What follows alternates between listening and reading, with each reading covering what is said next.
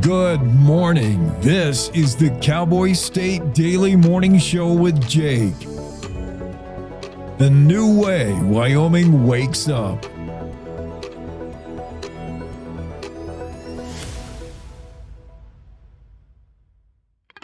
It's time to take a look at what's happening around Wyoming. From the Cowboy State Daily Newsroom, I'm Wendy Kaur. The days of Wyoming bursting at the seams with nearly 500,000 mule deer are long gone, and they're not coming back. That's what an official with Wyoming's Game and Fish Department told Outdoors reporter Mark Hines. According to the latest available number from 2024 counts, Wyoming's mule deer population is sitting about 50% below the Game and Fish Department's objectives for the species. The numbers peaked at about 500,000 mule deer in Wyoming in the 60s through 80s. That was like the golden age of mule deer. We're down to about 213,000 mule deer in Wyoming now, which is fewer than Game and Fish would like to see on the landscape. Human developed, whether it be subdivisions or energy projects, whatever, that disrupts mule deer migration routes. Another thing that kills a lot of them is roadkill, getting hit on the highways. Mule deer are by far the most commonly struck large animal in Wyoming. Other factors influencing the decline in mule deer numbers include weather-related problems such as drought and winter kill, competition with other species, disease, and predation. Wildlife photographers Rob and Jennifer Gunderson have seen a lot of questionable behavior over the years in Yellowstone. But on Tuesday, when the couple was celebrating their 20th anniversary with a visit to Yellowstone National Park, they told Cowboy State Daily's Andrew Rossi they captured an increasingly common incident of dangerous behavior in Yellowstone. They didn't think that they'd ever see anything like that with their own eyes, and yet it played out right in front of them. It's not just one woman with one toddler. If you look in the video, there are several mothers with very young children. One's holding an infant well within the 25-yard boundary that the park asks that you keep between yourself and bison. It's very fortunate for them that the bison was patient, because had it decided it was having a bad day, we might not just be talking about injuries. There could have been fatalities. While seemingly placid most of the time, bison are aggressive, multi-ton wild animals that are decidedly not child-friendly. Approaching a bison is one of the most dangerous decisions anyone can make in Yellowstone. Ernest Hemingway did some of his best writing in Bighorn, Wyoming at the historic Spear Ranch, which he prized for its solitude and seclusion. It was at the Spear Ranch in rural Sheridan County where Hemingway wrote at least some of his famous novel, A Farewell to Arms. Now Cowboy State Daily's Renee Jean reports that very ranch has just hit the real estate market for $29 million.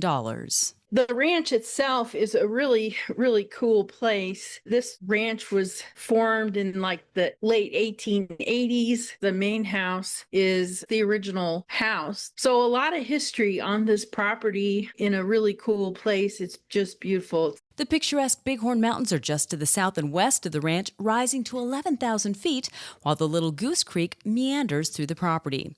The main house offers over 7,400 square feet of New England-style living space with natural oak wood flooring, 8 bedrooms, a formal dining room, and the latest high-end appliances in the kitchen.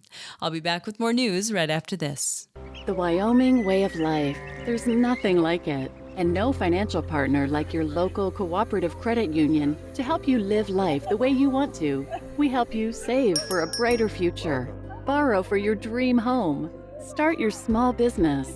We've got your finances, and you've got plans, so go ahead, pitch a tent, head for the rodeo, reel in a big trout, fire up the smoker. Wyoming's credit unions are here to stay, and here for you. Wyoming's Myron Cook has become the Bob Ross of geology, drawing and explaining everything about rocks on YouTube. With more than 20 million views, his retirement gig is spreading his unique gospel of geology to a whole new audience. Cowboy State Daily videographers Riley Strand and Hannah Brock spent the day with Cook on a field trip to Thermopolis. 95% of the time I'm on my own when I do my work. I prefer it that way, actually. And it just keeps me kind of young, I guess. I just wanted to communicate geology, and I knew it had to be through video, and it had to be through YouTube. I didn't know video, and I certainly didn't know YouTube. I had to learn all the video editing and all that. I do everything myself.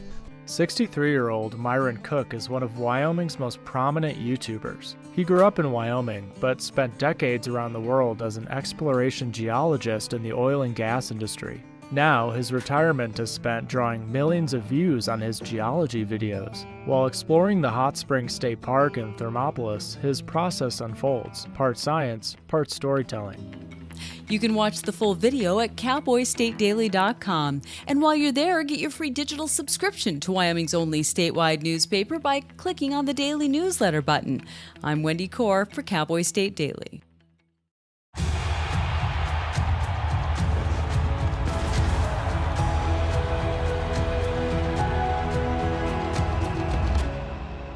Breathe. Love what you do and you've already won, my parents used to say. My parents whose smiles were my first finish line, who championed respect, whose resilience built mine. Even more than I wanted a gold medal, I wanted a heart of gold, like the mentors who were my balance beams refusing to let me down, and the coaches who spoke out to anything out of bounds, heroes who never stood on podiums, but stood up for me. Every shot I made, give the assist to those who since my youth were referees, ready to blow the whistle and end abuse.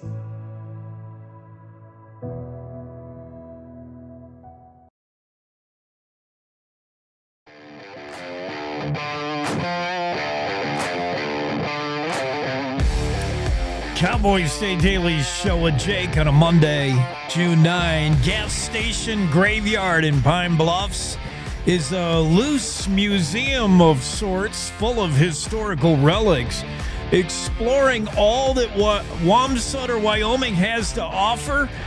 It's a 30-second tour, if that. What's in a name? Marketing experts say Montana is just fun to say. Jackson woman trying to organize a Guinness World Record for the largest gathering of butterflies. Humans dressed as butterflies, that is. Leave your net at home. Glamping in Brush Creek, $4,500 a night. The house where Hemingway once wrote, on the market for $29 million, and an entire island is for sale in Montana. If you need to know the price, you can't afford it. Special guests today include Mike Poland. He's the guy who studies everything that happens underground at Yellowstone. And we'll check in with Mandy Fable and talk leadership in Wyoming. All these topics coming up on the Cowboy State Daily Show with Jake. First, let's get a weather check going. The weekend was pretty nice and extended. Gorgeous weather for this Monday, and I think throw in tomorrow as well for a bonus Tuesday. I mean, this is perfect. Sunny 77 in Casper and no mention of wind. I don't know if Don Day is just giving up mentioning that, the wind's going to blow in Casper, or it actually is not going to blow today in Casper, which would be pretty close to Eden, right? Sunny and 84 in Riverton. Evanston, sunny, highs around 78. You'll top out a little better than 80 in Green River with plenty of sunshine. Pinedale, sunny, 75. Sunny and 82 in Alpine. DuBois, sunny, a little bit breezy with highs double sevens. Jackson, 81 with plenty of sunshine. Thermopolis, sunny and 83. Abundant sunshine in Cody with highs around 80. Buffalo, sunny, 74. Sheridan, areas of smoke, otherwise sunny today and 81. The smoke coming from some of those fires out of Canada. Sunny and 78 in Gillette, sunny 76 in Newcastle. Torrington, high today 81 under plenty of sunshine. Wheatland, sunny 79. Cheyenne, join the club, plenty of sunshine 76. Laramie, high 73 with sun. Clear skies in Rawlins, 77, and plenty of sun in Encampment with highs 74. What happened to Saratoga? Did I say Saratoga? That's the day weather forecast. Greg Johnson will join us shortly to discuss the many, many stories in the Cowboy State Daily over the weekend. And, other news. Anywhere we find news, we'll share it, including national news. Your chance to buy Sydney Sweeney's bathwater came and went in seconds. We'll dig into that story. We'll talk about a tour bus full of French. Hardly any of them spoke English. Imagine that. They were pretty good at French, though. Andrew Rossi has a heartwarming story about how a busload of French tourists were rescued near Meeteetse. I think they were on their way to Yellowstone when their bus broke down. Andrew Rossi showing off his sense of history, his knowledge of history, begins his piece with, during the American Revolution, King Louis XVI of France sent soldiers and ships to assist the American colonies in their efforts to break free of England. That was pretty nice of King Louis back in the day, French. So nearly 250 years later, the U.S. returns the favor. The city of Cody returns the favor for nearly 4 dozen French tourists stranded near Meeteetse. They were traveling a Four Seasons travel coach. 45 French tourists broke down along Highway 120 when several Cody businesses banded together to rescue them and their trip. How nice. The Marquis de Lafayette would have been certainly proud. And Wade French, the trick of a story that can only happen organically. The owner of the Cody Trolley Company that came to the rescue is named French. Isn't that funny? Wade French. He said, we got them to their hotel in Cody. We got them through Yellowstone and back on their trip. It was really cool. Yeah, the way this all came together in only a Wyoming way, right? Step into the spotlight, Cody, as well as Mr. French. So cool the way everything was saved. Wade French came to the rescue. He said, I was impressed with how many people reached out. Once news of the broke down bus got to the right people, French happened to be in Billings, Montana when he got a call from Mike Darby. Darby is the owner of the Irma Hotel in Cody. And he basically explained to Wade, he said, I got a busload of French folks broke down that are supposed to spend the night here in the Irma. They're never going to get here. 45 people. Any way you can help me. And as soon as French got off the phone, he said he got another call from a lady who was sitting alongside of the road with them in Meeteetse. Boy, I think Wade French has to get his cell phone number changed. He gets a call from a lady who's outside of Meeteetse, and she said, I got a bus full of French folks broke down in a bus. And I'm sure Wade says, I know. I've heard. So Wade French immediately dispatches one of the Cody trolleys, which is a 15-passenger van driven by Larry and Alice Munari, and he sends them off to collect the tourists and their luggage. The bus had some issue with a hydraulic hose, bunch of oil leaking out the back, so that wasn't going anywhere. And thanks to Wade French and his company, all the French tourists, who very few of the members spoke any kind of English, just sort of a broken English. He brought bottles of water, gave them a ride to Cody. When they arrived in Cody, it was pouring rain, but they made sure they got him in the hotel. Got them all set up. He said most of them did not speak English, but we managed to get some kind of communication going. By the time they got to Cody, everything was closed for food. All the restaurants were closed, but our friend at Bubba's Barbecue, Joe Rice, who has a Bubba's Barbecue. If you ever eaten at Joe Rice's Bubba Barbecue in Jackson, great place. He's got another Bubba's up there in Cody, and the restaurant was closed by the time they got there, but Joe Rice and his people got word, and they were able to just whip up something for them, food on the go. So lucky folks that got fed thanks to Bubba's Barbecue kind of giving them a hot meal even after closing time. Wade French provided additional service by taking the bus driver back to the bus so he could attempt to repair it.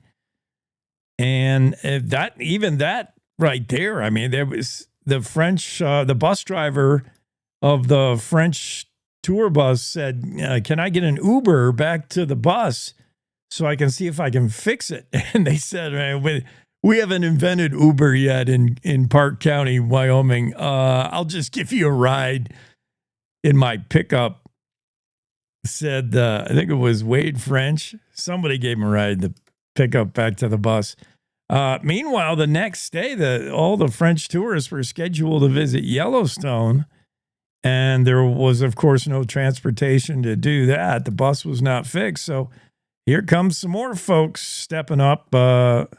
Goodwin, Rich Wine, Winestock each drove a van with French tourists from Cody through Yellowstone all the way to Gardner. And the French tourists got their Yellowstone personalized French tour. That was pretty cool. Covered ground tours got the French tourists to Gardner, and then a replacement coach was able to whisk them away and finish up the rest of their Wyoming trip. But a pretty cool story about how Wyoming pulls together. Like Wyoming folks have always done that, right? You would expect nothing less of your great state. Andrew Rossi has a story in the Cowboy State Daily. Cody rallies to rescue busload of French tourists stranded near Meeteetse. What a nice story. I love it. We're going to talk about multi-million-dollar properties for sale around the area in Wyoming, and one island. I was trying to think of Montana. How could Montana have an island for sale? I can't think of any body of water big enough that, Flathead Lake. Yep, there's an island of Flathead Lake that's privately owned. It's on the market. It's been on the market for quite a while. And it's in the news again. You're going to need to be particularly well-heeled to afford this island, but it comes with everything you're going to need, including a 45,000 square foot. I don't want to get too far into this story, but the mansion on this island is unfinished, which for prospective buyers just means it's a clean canvas. You can do anything you want with this, but the mansion is complete except for pretty much all the interior. And I want to say it's a 45,000 square foot mansion on a huge island. Yeah, 45,000 square foot French style villa. It's been on the market for over 3 years, 350 acre island. I'll tell you the price, but if you have to ask, you can't afford it. Bob Lee bought the island originally, had the house built. The island is called the Cromwell Island. You can look it up. Bob Lee, who founded Hunting World, bought the island in the 1960s. Bob died in 2016, but the family has owned it ever since, and they've put it on the market And for 3 years, it's been sitting there. But yeah, your own private Idaho, your own private island in Montana on Flathead Lake. Or if you want to go a little cheaper, I got an accommodation once known as a place where Ernest Hemingway, you know that guy, he once went there to finish A Farewell to Arms. And it was kind of pretty well noted for Hemingway followers that Hemingway was looking for a quiet place. He loved to come out west. Obviously, he's big hunter, big game hunter, and he liked the solitude of the West to write. And he was holed up in one hotel, and he said it was just too noisy. Bunch of college kids. He tried another hotel out in Wyoming, and that one didn't have a big enough bedroom or something. He finally settled on this place, and it's now on the market. It's a historic Spear Ranch in Wyoming in the Bighorns, and you can learn more about this property and how it factors into history. And heck, you can own the thing for a cool $29 million. So we'll talk about that. We'll talk about the crazy white Honda lady driving around in Cheyenne. Boy, you don't want to encounter her. Tell you what, she will lay on the horn if you do something wrong there. We'll visit Wamsutter, Wyoming with Zachary Sontag. That'll take a whole 30 seconds. But it is an interesting community alongside Interstate 80. We'll talk about more real estate. Golfing properties are super popular. There's a hatch of flies on the Great Salt Lake. We're going to talk butterflies. We're going to talk a lot of things this morning. And weekend's worth of news to cover on a Monday edition of the Cowboy State Daily Show with Jake. We'll be right back and dig right into it, hopefully with Greg Johnson joining us after this quick break. Wyoming is a big state. There's so much ground to cover, so many stories to tell. But the Cowboy State Daily News team is up to the challenge. I'm Wendy Core, host of Cowboy State Daily Video News. Whether it's politics in Cheyenne, energy issues in the Powder River Basin, or grizzlies in Yellowstone, our talented crew of experienced journalists are out there finding and telling the stories that matter. What's the best restaurant in DuBois? Renee Jean checks it out. What's the most recent Supreme Court decision mean to our everyday lives? Claire McFarland explains. How is the upcoming elk hunting season shaping up? Mark Hines lets us know. Every day, I talk to the reporters who are covering the topics, issues, and people that are important to Wyomingites, and in our daily newscast, I bring you those stories. Tune into the Cowboy State Daily Video Newscast every morning, only on CowboyStateDaily.com. This is the Cowboy State Daily Radio Network. Gracie and Pedro might not get along so well. They're standing on my tail. But there's one thing they agree on.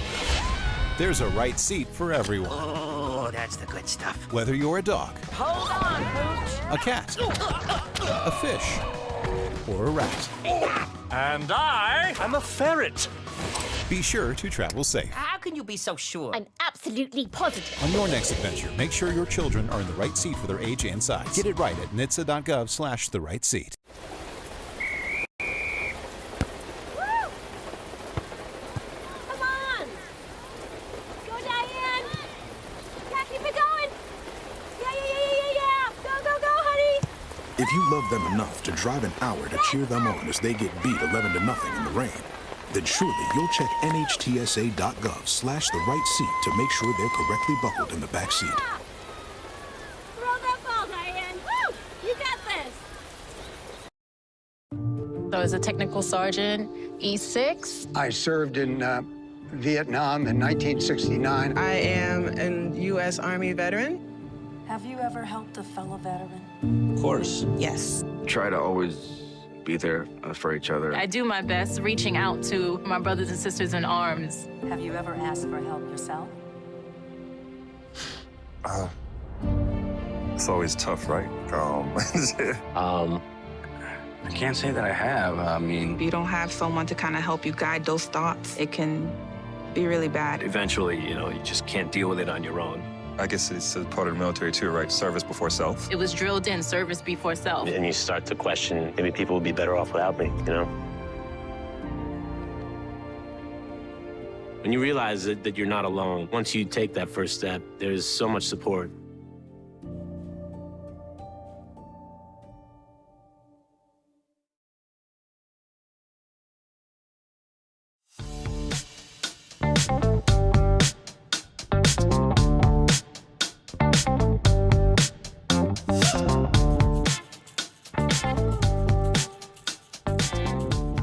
We're back from break. Cowboy State Daily Show on a Monday. Greg Johnson with us. Greg, so disgusted with the Yankees bullpen, I can't even. What about your Rockies? How'd you do over the weekend? Not good. Not good? No, they're back to being the Rockies. Yeah. Well, I have that at least to fall back on. Yeah, well, the Yankees are still in first place, so. Yeah, but the bar is so much higher when you're the Yankees, man. I mean, that might be good enough for the Rockies, but we're the Yankees. No, Rockies are so far from being considered first place. I mean, yeah, first place. They're 10 games below the next worst team. So. Wow. Although they're getting there to there's almost a 200 run difference the opposite way. They're minus 198. Right, meaning they've given up almost 200 more runs than they've scored all season, which is not surprising. Yeah. Yeah, that's pretty bad. Whew. Yeah, in 65 games, they've allowed 402 runs. I mean, every other team in Major League Baseball at least can say, well, at least we're not the Rockies. I mean, that's the mantra going around. It is. We're not the Rockies. Maybe they need to change their name to the Montana Rockies. Because what's in a name? Everything, say marketers, brand strategist Riley Newman speculates that Montana, the state, is just fun to say. Everybody can pronounce it. Kind of has a little bit of Spanish in it, Spanish flair. It's a state that ends in a vowel, so that means it must be kind of foreign. It's just cool to say, and it's why Montana shows up in so many different retail items, branding. Yeah. Yeah. You think about for Wyoming, there's Wyoming whiskey, and then you got to really think of something else that's branded Wyoming. Yeah. Not too many products just use the name. It doesn't have to be made in Wyoming, but for instance, I mean, are any of these things made in Montana? These Montana name products? You got this Montana RV camper thing. How many? Carhartt, they have a whole line of Montana. You enter Montana on the Carhartt website. Yeah. And there's a whole, there's different boots, there's gloves, boots. Yeah. All kinds of stuff. A whole Montana series available on Carhartt. Where's Wyoming? I guess we'll share the spotlight with Montana. It's a similar western state. If you're going to try to conjure an image of tough clothing, I guess you could pick either one. Like trying to say, Yellowstone's in Montana, Yeah. Yeah, Wyoming's losing out on some marketing opportunities here, but all right. Yeah, Montana, why does it factor in so many products? Product placement, brand, it's all branding stuff, and brand strategists know how to do that. And the story from Anna Louise Jackson, she talks to a few brand experts like Riley Newman, and they explain the Montana mystique. And while you'll see that, Montana appearing more than maybe Wyoming or even Colorado. Yeah, Colorado anymore, people, you think Colorado, and I think the first thing you think of is like legal weed and stuff. So Yeah. Yeah, that's a good point. What if you have a product and you're looking for a name for your new line of camp stoves or something, and you're thinking, all right, Montana, Wyoming, or Colorado, yeah, you might a state's perceived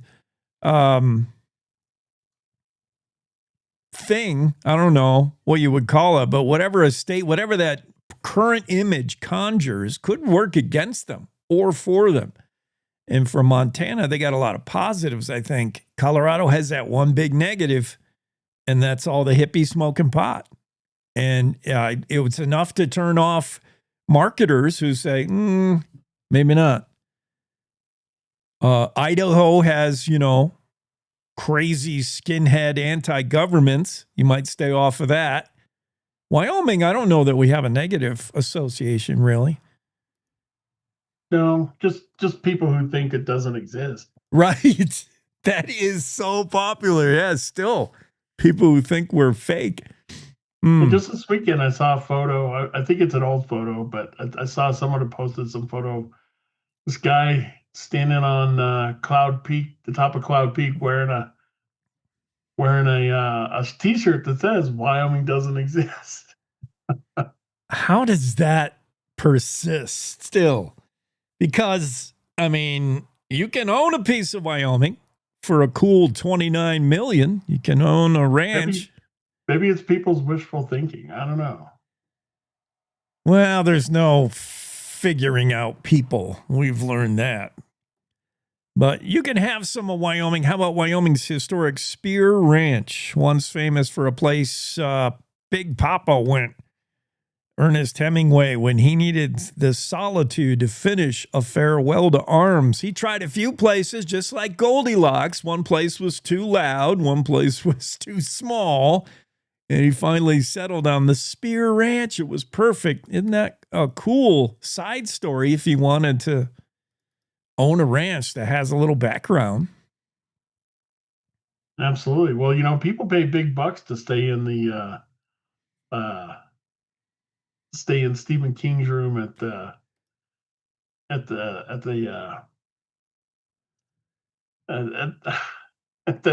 one in Estes Park. Oh, yeah. You know how you know something and then just right at the one moment it flies out of your head. I'm not having a remembering day either, and I worked in Estes Park for a whole summer. Yeah, with the Shining place. Yeah. I didn't know there's a Stephen King room. Well, yeah, that's necessarily where he was, inspired. Okay. Okay. Yeah. In there. Yeah, Renee stayed in that room, wrote about it. Yeah. And she survived. Yeah, but that's the rumor. Yeah. Estes, and didn't that recently sell or listed or? Yeah. Yeah. And the idea is to the Stanley Hotel. Yeah, the idea is to play up that whole, the Shining thing and to just play into it for marketing, which is probably pretty smart. Even without, though, the backstory of Ernest Hemingway finishing his famed Farewell to Arms at this place is probably worth at least 20 of the $29 million it's listed for. It is gorgeous. The Spear Ranch and the Bighorns. Man. If I ever, it's a nice place. Yeah. Listed by Hall and Hall. If I ever hit the lottery, I guess I would maybe think about getting into this gorgeous place. Beautiful photos. And Renee Jean has the story in the Cowboy State Daily. Not the only place for sale. There's the island. You saving up for your own island there in Montana? No. Not going to get there? Not going to get there. Yeah. It's interesting to note an island for sale in the Rocky Mountain West. People don't normally associate Montana or Wyoming with a place you would buy your own island. When you say you want to own your own island, you usually think of the Caribbean or somewhere exotic, but there's an island down in the middle of Flathead Lake for sale, $72 million. And don't expect a lot of negotiating with that price. The family that owns it has not come down a cent in 3 years. They cherish this island. They're not in a hurry to sell. The island is right there in Flathead Lake. It's called Cromwell Island. Bob Lee, noted hunting world founder, bought the place in the 60s. Family has owned it ever since. Comes with a gigantic 45,000 square foot French style villa, which needs some finishing. And it's not finished inside. Yeah, that's what I hear. But, you know, a lot of buyers like that. That somebody. Well, if you're going to spend that kind of money, I guess. Yeah. You got to figure, you know, there's some more millions to fix it up inside. But I mean, 72 million for a huge house that's not finished. Right. Right. That's a lot. I mean, it's buying you the island, which includes your own seaport, your own lake port. They got this dock that can accommodate a 70-foot yacht. I mean, that's huge. So this must be a deep lake, Flathead Lake. I think it is, right? It's a big lake, big, deep, cold water mountain lake. And yeah, you got a big, giant yacht, a place to park your yacht to get there, or you can probably helicopter in.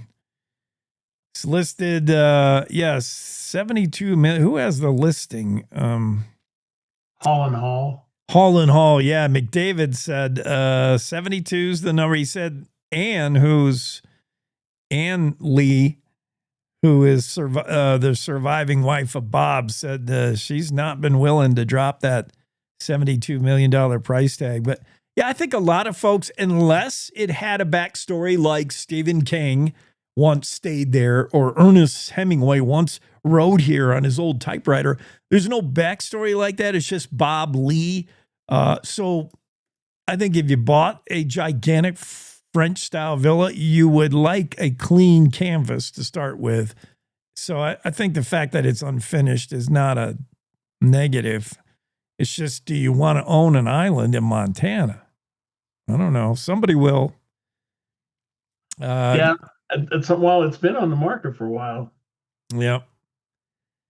But did you see this? And over the weekend, TSA, the Transportation Security Administration, put out a notice that your Costco ID is not a valid ID for airports for flying anymore. So I guess before the real ID thing kicked in, people could use their Costco ID as proof of ID. Here's my book of the month club membership card. Yeah, that won't work. Costco ID. Huh. Yeah, I'm not sure of the rigid security necessary to obtain a Costco ID. I'm not sure how far they. I thought you were gonna. Yeah, I did see that story. TSA said, "Stop." Yeah, they said, "Please stop telling people their Costco card counts as a real ID because it absolutely does not." Right. And we had the TSA woman on, the TSA boss of bosses on the show weeks ago, maybe a month ago, and she was explaining about the real ID, what it would mean, and she did not mention the Costco card. I guess she couldn't foresee that coming. Well, who thinks that's... Yes. I mean, that's like that scene from The Jerk, right, where he's at the bank, and they're asking for 2 forms of ID, and he's like, "Here is my astronaut application form." I did not get in, you know. Yeah. It's nuts. It's absurd. It's you wonder, like, your picture on it. It's crazy. Yeah. Well, the people are crazy, and the people who let their kid walk up to a bison. I mean, look at the behavior of people. That's Yep. That's the same person trying to use their Costco card to get here. At least you put the kid between you and the bison, so you're going to be a little safer. Smart move. Yeah, the first victim of the big water buffalo is your kid. It allows you time to run away as mom. Yeah, we got video of that and a story of that in the Cowboy State Daily. I thought you were going to talk about the TSA warning against juice jacking at airports. TSA says be careful with juice jacking, and I'm thinking, moms, don't give your kid a big box of juice before you get on the plane because you have to pee a lot. I'm like, no, that's not it. Juice jacking is the practice of charging up your device before you get on at the airport. A lot of airports have the USB charger. You can charge stuff up, but that comes with high risk. TSA says juice jacking at airports or using these public charging stations is ideal for hackers to get to you. Malware can be installed on your device while you're charging up. So weird. Yeah. Yeah, I'm not big on the public charging things. I would get a one of those battery bank type of things. Yes. Just have that with you. Yes. Good move. Which those things explode on the plane, so you're bringing the plane down. But good for you, Greg, that your device is charged up. Yeah, I got one of those too, like from Anchor. And they now owe Cowboy State money for this product mention, product placement. I have the Montana series Anchor charging bank, and it's pretty good, man. It'll charge your phone and computer, everything else. Yeah. What else you like in the news? Or don't like? So all kinds of stuff. I tell you what, there's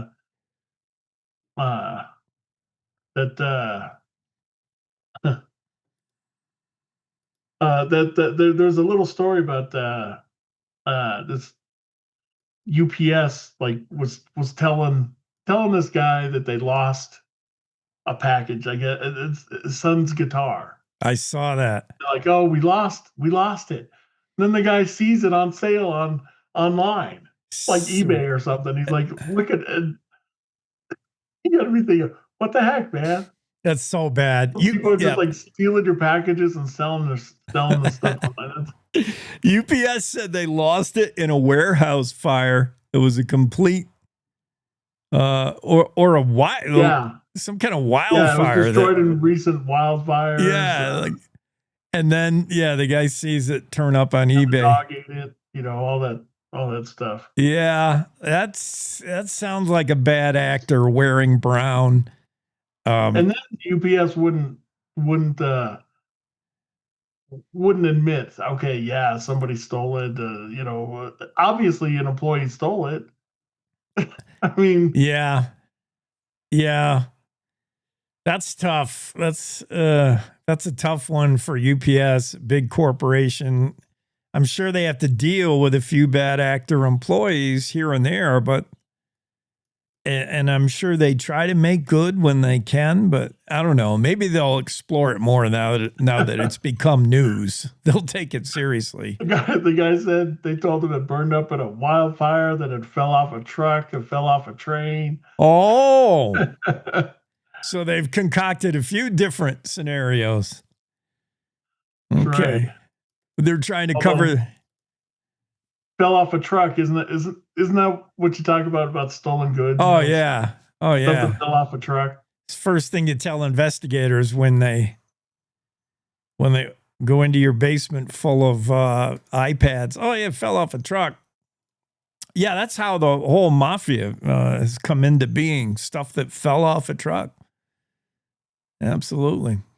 Yeah, I did see that story. That's not a good look for UPS, who UPS has been struggling ever since the beginning of this year when they made the announcement they weren't going to deliver Amazon packages anymore. And I'm thinking, what else do you do? That's like Greyhound saying, you know what, the whole bus thing, we're going to sell the buses because Costs a lot. Well, what else is there Hey, left? We're gonna give people rides on actual Greyhound. Right. We're selling buses and buying used Greyhounds because when they come off the track, there's no market for these poor dogs. They could just pull these dog sleds. Yeah. Pull people around. So the decisions made by CEOs getting like 7-figure salaries. And you just scratch your head wondering, what are they thinking?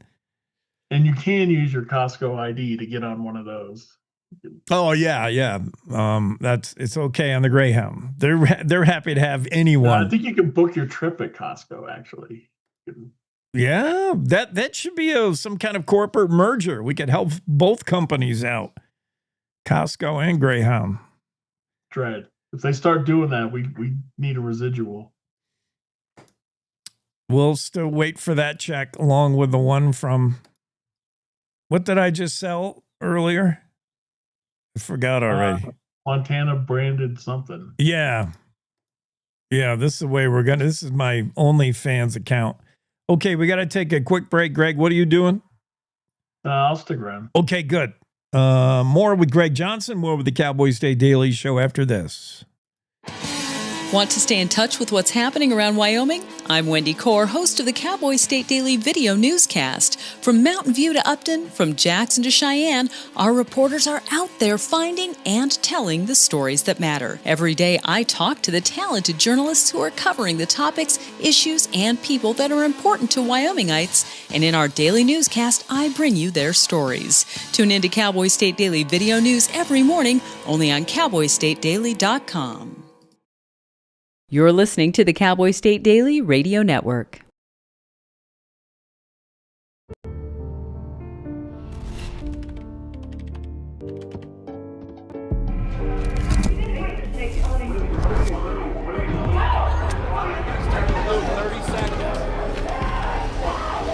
I'm an ex-drug dealer, and I'll be your sub today. Can you see anything different as a pill? No. You don't know? Fentanyl is being mixed into everything now. There's only one thing that will save somebody's life. That is naloxone nasal spray. Fentanyl, it's cheap, it's potent, and it's profitable.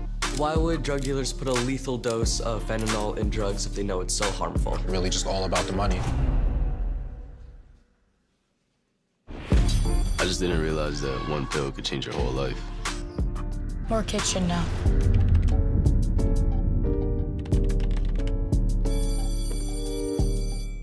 In today's digital world, it's hard to know who to trust. Your local TV and radio stations bring you the facts. Misinformation and deep fakes flood social media, but broadcasters deliver verified and accurate news. For news, emergency updates, sports, and entertainment, turn to your local stations. Text TV to 52886 and urge Congress to support the vital local journalism broadcasters provide. Did you hear?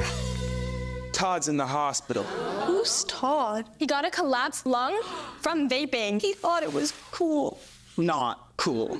Promise you won't vape, Emma. It can lead to a lifelong addiction, and we can't be friends if your lungs collapse. Bogus. Wacky sitcom teens aren't the best people to talk to your kid about vaping. Hey, you got a minute? You are. Start the conversation with your child about vaping today.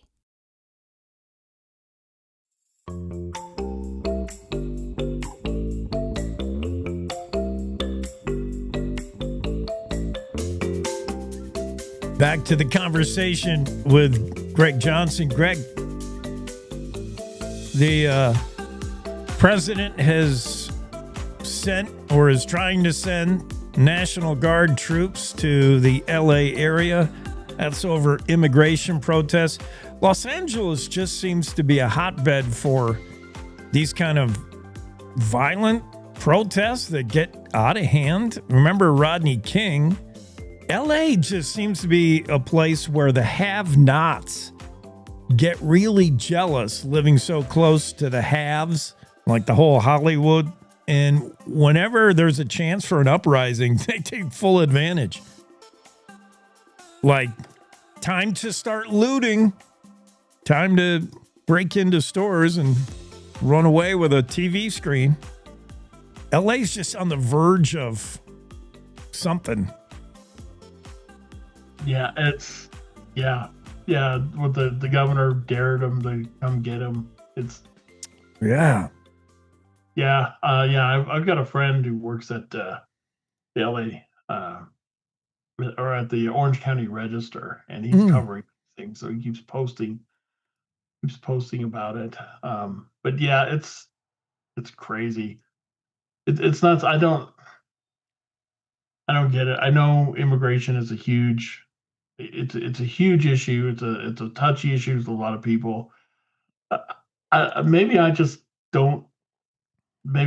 think too simply, but it's, just do it legal, come in legally, and then don't it's like someone getting mad because they got caught shoplifting and they took the stuff away from them. Yeah. You pay for it. That's how it works. Nobody's saying don't come in here if you want to come here. They're just saying do it with the rules we set up. Every other country does it that way, and they don't have, at least to my knowledge, it's not a big enough news to get to us. They don't have these huge immigration controversies, and I think it's because they set up the rules and they follow them. True enough. The whole issue has to begin with an understanding that it is breaking the law to be in here in the country illegally. We have to understand that to begin with. That's breaking the law. So then which laws do you want to enforce? Which laws are important to you? Killing, shoplifting. You're putting a priority of laws and you're saying, well, this one's okay. If it's breaking the law, then, why can't the government enforce the law? Yeah. Well, yeah, and then and you have cities like LA or some states like California that, deliberately say we don't agree with that law, so we're not going to enforce it. It's like when sheriffs would say, hey, we don't kind of like that, so we're not really going to enforce it. So that's when things heat up and they start to get violent and everything. And you know what? The types of protests that are happening now, I don't think does anything to help the cause. It doesn't do anything to people say, okay, I'll change my mind about immigration if you're going to be, violent and burn cars and stuff. Right. Oh, well, that. Yeah, you're not making a constructive argument when you're throwing a Molotov cocktail into a local mom and pop shop. Yeah, it's not a valid argument. It's never going to be heard. Where they trashed some news truck. Yeah. They trashed out their news truck, stole their stuff. I saw another one where one of the officers trying to keep people in line shot a reporter with a rubber bullet. Oh, I saw that. Yeah, a foreign reporter. She was like Norwegian or something. She was Australian, I think. Yeah, she got hit with a rubber bullet right when she was doing her. Yeah, I think it's like the guy yeah, that was terrible. She was fine. She was she was good, but yeah. Well, I know. Obviously, these protests, when they get violent like this, it has nothing to do with the issue. It's just a chance for, like I said, the have-nots to uprise against. They don't even know what they're fighting against. They're fighting against all the things that they don't have that they think they should be granted somehow. I don't know. It gets really deep if you wanted to dig down on it. But I tell you what, though. Governor Newsom is lucky that I'm not the ICE chief, because he dared the ICE chief to arrest him. His words were, "Let's just get it over with, tough guy." Woo! And if I'm the chief of ICE and he says that to me, yeah, I'm like, all right. It's like if your kid kid bounce off to you, and Right. like you do something, you call their bluff on it. You say, okay. Governor Newsom can expect a visit from Kristi Noem with her AK-47. Like, shit. I could just see her kicking down the governor's door. You don't have it. Do you have an appointment with the governor? I don't need one. Wham! Just kick the door down and tote your M4 in there and point it at him. You're under arrest. Yeah, well, here's this bad circular logic you get into. If you're a liberal-minded LA person and you say, I don't think I should enforce immigration laws, if someone's in here illegally, they should not be deported. This is a law I don't believe in. Well, then when some other dude, likely not an illegal immigrant, but taking up the cause, picking up a rock, and destroys your business on, Rodeo Drive, and you ask the cops, hey, can you stop these guys from, well, that's a law that we don't feel like we should enforce. You're like, yeah, and then there's always a segment of it, a group of it that they're not protesting, they're just taking taking advantage of the situation to loot people, to just run amok. Totally. People don't say amok enough. No, muck's a good word. Yeah, things are amok right now in L.A. They're amucking it up. Amok is the perfect word, four-letter word for L.A. We replacing the previous four-letter word we had for Los Angeles, California. Amok is now the new four-letter word for L.A. Yeah. What else is happening? Well, I mean, did you see that story on Pete's Service over in Pine Bluffs? That place is pretty cool. Oh, yeah. You mean the Greg Johnson story? Yeah, the old gas station. I mean, so it used to be much more traveled, right? Highway 30, but now. Yeah, it was right on Highway 30. Yeah, it was, in the glory days of service stations, they had attendants and they come out and pump the gas for you. And, the mobile station with the big red Pegasus and stuff. And kind of brings to mind, some of those glory images of the movie Cars, everybody's going through. And now it's just kind of this graveyard for old gas pumps. There's dozens of them. Kind of rusting out, but I'm sure some of them are used for parts. These things are valuable. People look at it and think, "Oh, it's just rusty junk." But I look at it, I think it's pretty cool. There's a couple old washing machines, the kind that you like crank to put stuff through. There's an old truck, and there's just all kinds of memorabilia and just old service station petroleum type of things out there, and it's really cool. The owner's trying to get it on the historic list. So yeah, don't tell Kerry O'Dean there's a whole bunch of rusting junk. He refuses to sell without assurances that it remains what it is, which is kind of a loose outdoor museum at this point. It's pretty neat. Yeah, I just saw it driving through on some other story, and I thought, I got to go back and do a story on that. It took me about a year, but I went. Yeah. Yeah. It's eye-catching roadside. Yeah, it does conjure images of the old, Route 66, the old days of road travel, road trip. Well, I tell you what, though, right now, it collects all this old stuff, and it's a pretty good collector of tumbleweeds, too. Flow through and they get stuck in there, so there's a lot of tumbleweeds there too. It catches on, gets hung up on something. Yeah, I could see it. Pete's Service Station, a little piece of Americana from the past. And Greg Johnson survived the trip, so stop by anytime. Where is Pine Bluffs? Put it on the map for us. Pine Bluffs is right on I-80, right on the Nebraska border. Okay. East of Cheyenne, about 40 minutes east of Cheyenne. Right on the border. You got the border there. It's got the giant, like 70-foot Virgin Mary statue there. that you see it. That's what I went there and I wrote about that. I did a what the heck on that thing. Yeah.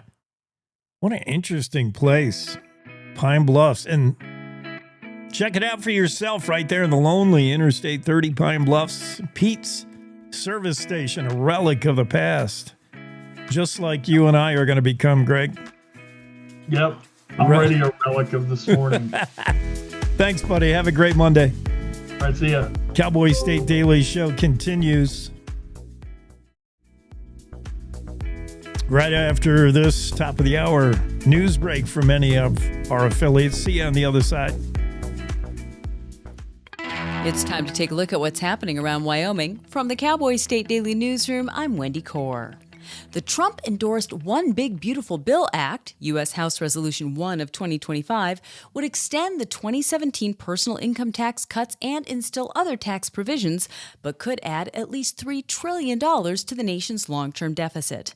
And Cowboy State Daily's Claire McFarland reports that Wyoming legislators are raising a warning flag about a provision of the bill that could violate the 10th Amendment's guarantee of certain state rights. Somewhere in all of that, according to State Representative Daniel Singh, the 10th Amendment is being trampled. And what he's talking about is a clause that says states cannot enforce any AI strictures for 10 years, right? So the feds are investing all of these millions into their own AI developments. And then there's a clause that says the states cannot do anything about it. It's about state sovereignty. It's about local control. And those are tenets that are very near and dear to Wyoming. Wyoming Senior Senator John Barrasso's office isn't sure if the AI provision is going to be in the bill once it hits the Senate floor. The hotly debated hunting matter of how far is too far for ethical rifle shots came up again Friday at a Wyoming legislative committee where lawmakers were in a quandary on how to regulate the issue. Cowboy State Daily's Mark Hines reports that members of the legislature's Travel, Recreation, Wildlife, and Cultural Resources Committee questioned whether there's any practical way to regulate the practice without trying to legislate ethics and morals. It's been several years back, but there was a case where somebody shot an antelope from nearly 2,000 yards in Fremont County. And as rifle and optic or scope technology keeps getting better, these shots are getting more common. And it's a practical as well as an ethical concern among hunters. How far is too far to be shooting? What risk are you running of wounding animals? Fair chase boils down to hunting in such a manner that animals have a reasonable chance of escape, but exactly what that means remains an open-ended question among hunters. Well, if you're looking for a fun place to grab drinks and mingle on a Saturday night in the south central Wyoming town of Wamsutter, population 193, here are 2 words for you: good luck. But if for some reason you find yourself in this outpost community off I-80 between Rock Springs and Rawlins, whose biggest employer is a truck stop and whose own residents have all blown in from elsewhere, Cowboy State Daily's Zachary Sontag has another 2 words for you: desert bar. The exterior's got cinder block, flaking painted wood paneling. The sign is so weather beaten you can barely read it. What's surprising about it is just how dead it is. The Saturday night rush amounted to a grand total of 2 patrons, including 1 truck driver who ran out of hours between Portland and Omaha, and yours truly. And this used to be a really happening place. Despite the current lack of customers, the Desert Bar's owner told Cowboy State Daily that she believes business will bounce back and it'll all work out. I'll be back with more news right after this. The Wyoming way of life. There's nothing like it. And no financial partner like your local cooperative credit union to help you live life the way you want to. We help you save for a brighter future, borrow for your dream home, start your small business. We've got your finances, and you've got plans, so go ahead, pitch a tent, head for the rodeo, reel in a big trout, fire up the smoker. Wyoming's credit unions are here to stay, and here for you. U.S. Highway 30 runs a few hundred yards north of I-80 through the eastern Wyoming town of Pine Bluffs. Now more of a lazy county road, U.S. 30 for decades was a bustling thoroughfare running east and west through Wyoming before the interstate was built. And Cowboy State Daily's Greg Johnson reports that the busiest spot on the highway in Pine Bluffs was Pete's Service. Pete's was the place to be right there along the highway. A big, beautiful gas station, full service. Now it's still there, but it's no longer a working service station. But there are dozens and dozens of old vintage gas pumps piled up in front of it. But it's a really cool display of old vintage petroleum stuff. There are some people in Pine Bluff that say it's just junk, let's get rid of it. And others say it's historic. It's a landmark for the area. For decades after it opened in 1924, thousands of cars a month would stop at the mobile station. Now, though, when people stop by to peruse his collection of rusted pumps and service station memorabilia, owner Kerry O'Dean tells them that instead of gasoline, sodas, and candy, he sells memories. And that's today's news. Get your free digital subscription to Wyoming's only statewide newspaper by clicking on the daily newsletter button on CowboyStateDaily.com. I'm Wendy Core for Cowboy State Daily.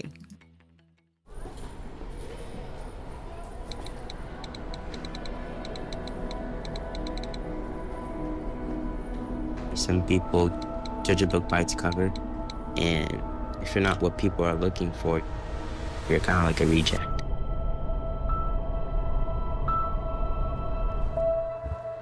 At school, it feels like everyone's staring at me, and I'm just kind of not really a person. Sometimes I can't believe that you could be proud of me if I'm not proud of myself. It just was hard today. Nobody was listening to me. Think of our best times together. Let's do more of that. Try to understand me more, and I'll try to do the same. Listening is a form of love. Find ways to support your kids at sounditouttogether.org.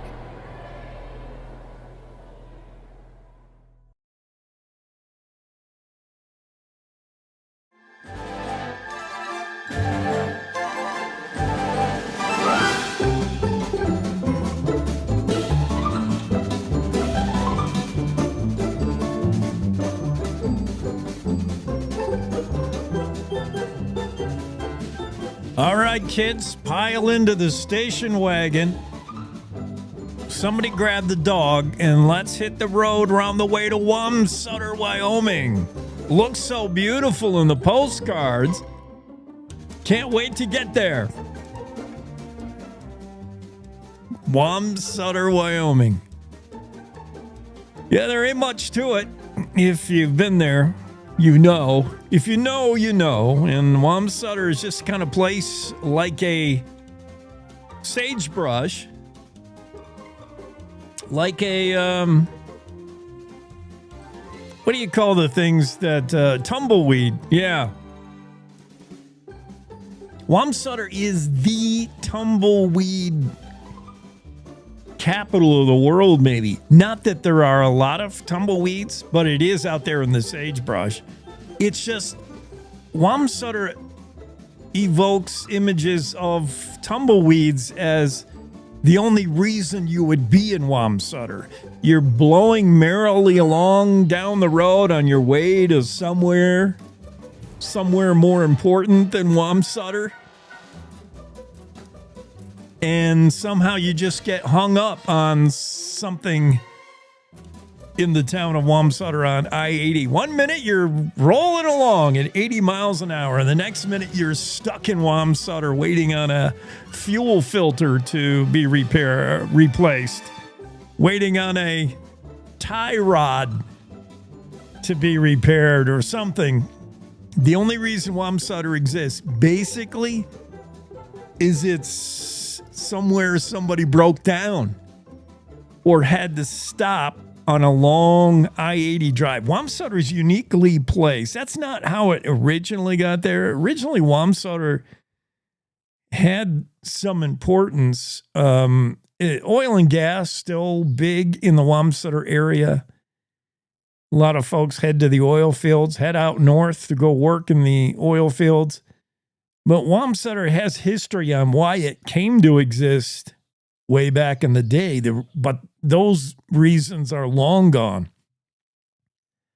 And the reason Wamsutter exists at all anymore is because it's a little bit of an oasis on a long Interstate 80 trip. It's between two real towns, I'll say real, and I'm not trying to be mean on Wamsutter.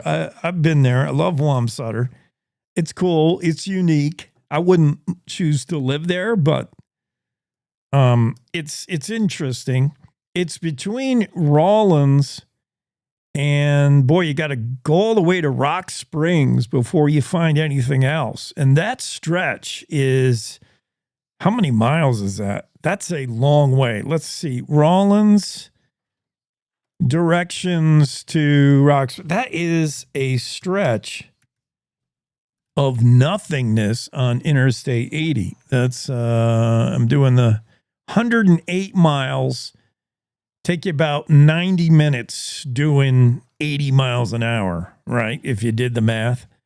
So you're on an hour and a half stretch between Rock Springs and the next decent sized town, which is Rawlins.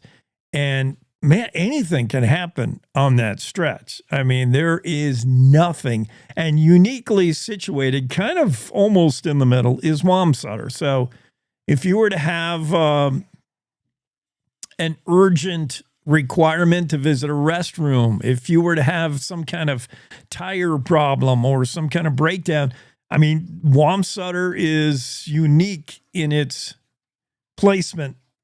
And there you go. If not for that, in fact, Zach Sontag says the same thing. His opening story, his opening piece for Wamsutter is, if you're looking for a fun place to grab drinks and mingle on a Saturday night, this south central Wyoming town, population 193, there are two words for you: good luck. There's not much going on in Wamsutter. Zach has two stories. One, drinking Wyoming. He visited the Wamsutter bar. I say the Wamsutter bar. There's only one. The Desert Bar in Wamsutter. And if you were to, I remember pulling up to this place, I had the same thought Zach did. Like, this can't be the place, right? And Zach even asked the owner of the bar, like, this can't be it, right? And the owner said, yeah, we get that a lot. I don't know if she's the owner, but she was the one who was tending bar that night. And it's a quiet place. Zach Sontag went the other day for Cowboy State Daily, part of Cowboy State Daily's Drinking Wyoming presentation, brought to you by Pine Bluffs Distilling. And yeah, Zach found that he amounted to half the crowd in the bar that night, the Desert Bar. It was just him and one other, not counting the bartender. I'm surprised Wamsutter even has a population of 193. That seems to be a little bit on the high end. So Zach wet his whistle at the Desert Bar in Wamsutter, which is not much to look at. Check out the story in the Cowboy State Daily. You can see a photograph of the Wamsutter and of the Red Desert, the Desert Bar. I'm going to share that here on my own deal. But yeah, it is the Desert Bar. It's not, you can't even find the door. I mean, the front of it does not look terribly inviting. It looks like a place like, oh, this is where I'm going to get killed. This is where I'm going to get jacked up. But it's perfectly safe. Zach survived it. Wamsutter in general kind of got that, wind-blown, forlorn place to it. Real hard scrabble stop along I-80. Love's Truck Stop is kind of the only thing going on. In fact, it's the whole economy driver in Wamsutter. Just about anybody who lives in Wamsutter has worked at or does work at Love's Truck Stop. Because other than Love's, there's not a lot of employment going on in Wamsutter. There's no school, although there is one locally raised teacher at the K-8. Oh, there is a school. I remember I did see a school. It's on the west end of town. And I say that like The west end, the east end is separated by, you could throw a rock that far. No native Wamsutterites. That's the first thing that strikes you about Wamsutter, Wyoming, is nobody's actually from there. And it's the first thing they'll tell you. One woman that Zach talked to, Sabre, who works at the Love's Travel Stop, Sabre will tell you no one in Wamsutter is actually from Wamsutter. Sabre lays it right out there. She said everybody here just kind of blew into town and has not yet got away. Yeah, and bring your own boyfriend, bring your own girlfriend. Sabre said everyone who works here is either in a relationship or married.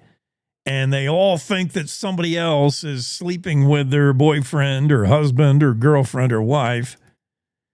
But small town behavior, nobody lives there, is from there, and everybody knows everybody's business is the other key takeaway, Sabre said. It's such a small town. Everybody knows what's going on with everybody else. 193 population. You would be surprised to find half that many people in the town of Wamsutter if you were just walking outside, walking around. I mean, there's, oh, buddy, most students, there is a K through 8 desert school in Wamsutter. And the principal of the school is also the mayor of town. He's also the guy who might be behind the register at Love's. Like, you got to wear a lot of hats when you live in Wamsutter. But most of the high school students, if you're of high school age and still in Wamsutter, oh, I feel for you. You got to be bussed 40 miles away to go to school in Rawlins. I mean, Wamsutter is out there. Not much going on. Most of the folks who live in Wamsutter just sort of blew in and got stuck there. Reading some feedback from Cowboy State Daily Stories over the weekend. Some of the feedback we're reading. How about the Jackson woman who wants to attract 500 people to dress up as butterflies in order to set a Guinness World Book of Records? We haven't talked about that story yet, but we will. And some of the feedback we're getting, Denise says, Teton County, go figure. Teton County woman trying to convince 500 people to join her on a local soccer field later this month.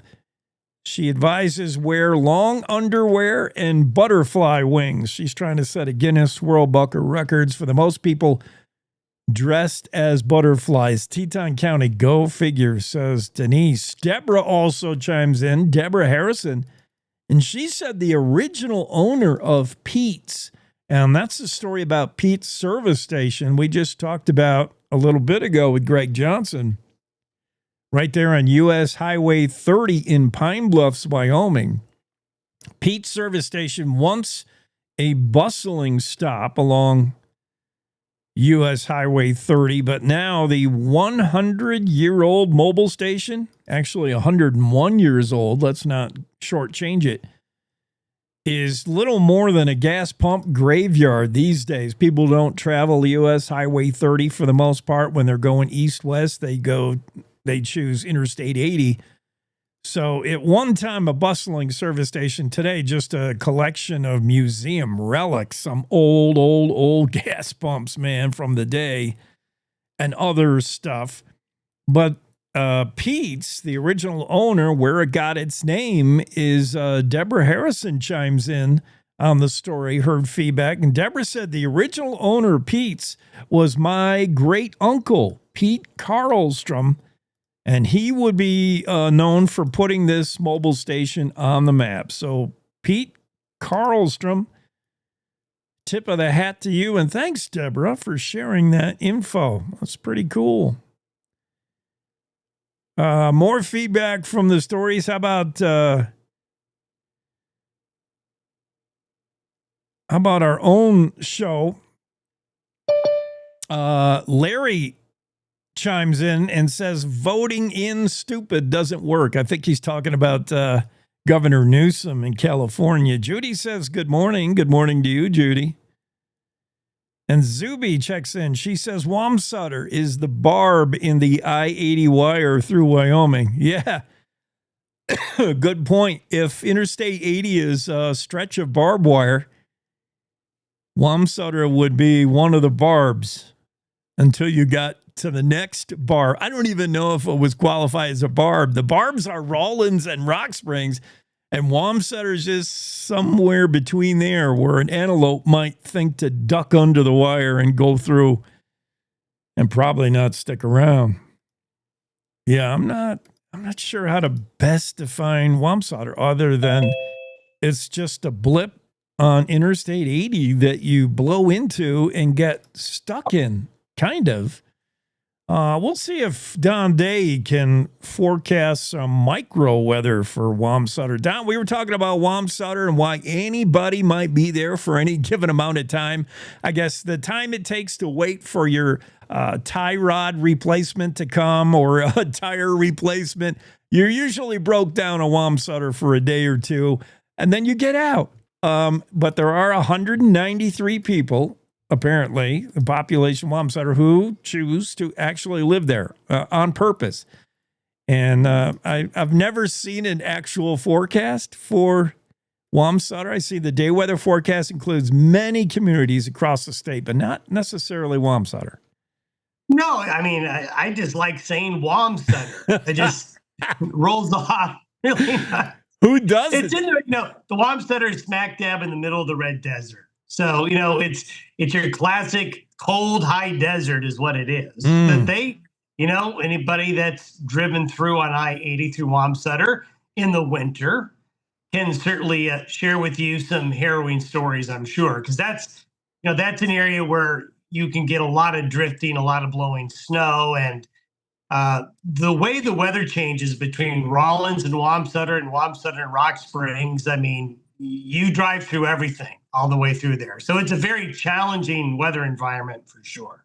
Good point, Don. Yeah, the weather difference between the two significant communities, Rawlins to Rock Springs, or if you're driving it the other way, Rock Springs to Rawlins, just an hour and a half drive doing 80 miles an hour. But that's a lot of territory to cover. That's a lot of Wyoming you're covering. And many people have been thanking their lucky stars when they see that Love's and their gas meters on E, and they're like, "Oh, thank goodness, a place to pull over." And not a lot of people realize that you cross the Continental Divide across the Red Desert, and you're in what's called the Great Divide Basin. So you're high. I mean, the elevation of that interstate. Really, from Cheyenne to Evanston, you're no lower. You are no lower than 6,200 feet, and you're as high as almost 9,000 feet. That's a good point, because the perception is you're super high when you're doing that pass outside of Laramie, Elk Mountain, whatever. But you get the feeling that you've come way down, and you still haven't yet all the way to. You haven't. No, wow. You haven't. You don't start going down until you start heading to Salt Lake. I mean, once you get to the Utah border, it's downhill. But and that's where I think it catches people off guard. They think, oh, we're on the plains, we're out of the mountains now. You're not really out of the mountains. You're just on a really high plateau. Yeah. Whenever it's flat, you don't get the sensation you're high in the mountain. You are on the high plains, man. High plains desert. Good point. That's got to be hard to forecast weather on the high plains, but you've managed to give us a fantastic weekend and bonus days today and tomorrow. Yeah, I mean, really quite nice. I mean, it's going to be typical weather for, if you look at the calendar this time of year. Temperatures certainly warmer than they were a week ago. And they're going to stay moderate all week. Not too hot, not too cold. The warmest part of the state relative to average will actually be the west. We will get back into the late day thunderstorm coverage, a few more tomorrow. And Wednesday through Friday, afternoon and evening thunderstorms. It's your classic forecast, Jake. This time of year, morning sun, afternoon clouds, scattered afternoon thunderstorms. That will be Wednesday through Sunday, pretty much statewide, although the better chance for thunderstorms will be on the eastern plains. Okay, one last thing I want to double check. We've had some folks from Casper want me to verify with you. I saw the written forecast, the day weather forecast for Casper, and the word wind or breeze was not mentioned. Is that a typo? Probably. Or it has to be at least 20 miles an hour to get your attention. Well, yeah, I mean, really, seriously. I mean, 20 miles an hour around here is when we start to feel it. Thanks, Don. Have a Bye-bye. good Monday. Day weather forecast, Casper. Okay, there might be a little wind, but it's going to be a glorious day, really, across the state. Day weather forecast showing beautiful temps, very comfortable. And tomorrow as well. Cowboy State Daily Show with Jay continues. We'll do much more. Stay with us. Quick break here. We'll be back in 3.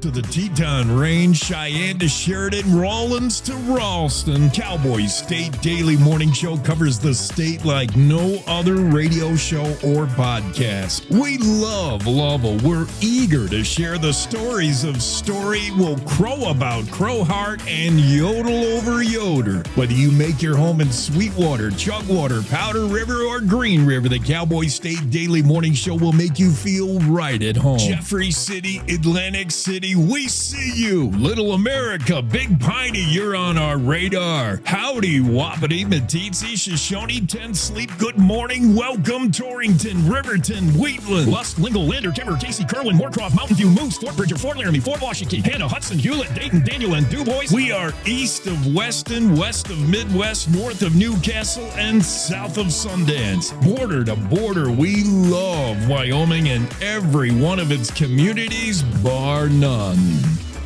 This is the Cowboy State Daily Radio Network. When you hear the words nonprofit organization, what comes to mind? Is it a place your dog called home before finding you? Is it an organization that supports accessibility? Is it a place that ensures your safety and that of those you love? That protects endangered wildlife and habitats or fights for our most basic needs? It's impossible to show all the ways nonprofit organizations make a difference in our world. One animal, one person, one cause at a time, but it's not impossible to be part of it. When you give what you have to a nonprofit organization that needs what you can give, you help promote, protect, and strengthen the reach of these incredible organizations. The Nonprofit Alliance is here, helping connect people like you to the nonprofits that enrich your life, your community, and the world we share. Reach out to a nonprofit organization that inspires you today to find how you can help make the world a better place. The challenges our planet's animals are facing sometimes feel a bit heavy. The animals haven't eaten in a day, 2 days, they haven't drank anything, they're cold, they're dehydrated. As soon as we started our descent, everywhere I could see was mud. Just absolutely mud. The country has been in prolonged drought for so long, there's like a tinderbox waiting to go up. Okay, very heavy. Each of us wants to be part of the solution, and we can be. Remember that there's good happening right now. At home. All right, we were able to get into your unit, and we have all 4 of your cats. So, okay. And around the world. For any animal in any disaster. So let's focus on that, right? Be part of the solution, one rescue at a time. Search ifa.org/disaster ready.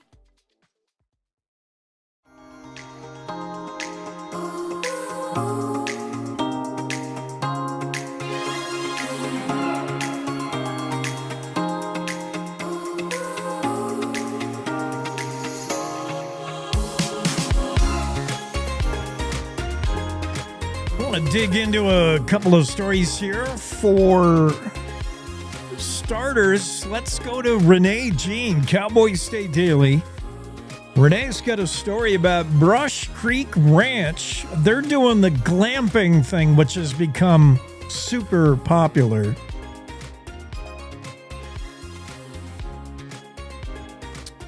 Folks, many visitors, many tourists, and here's the trend in tourism, by the way, experienced in Wyoming.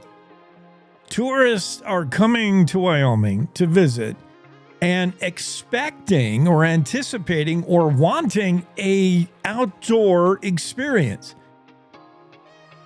That's why they're here for the most part. They understand Wyoming is not Paris.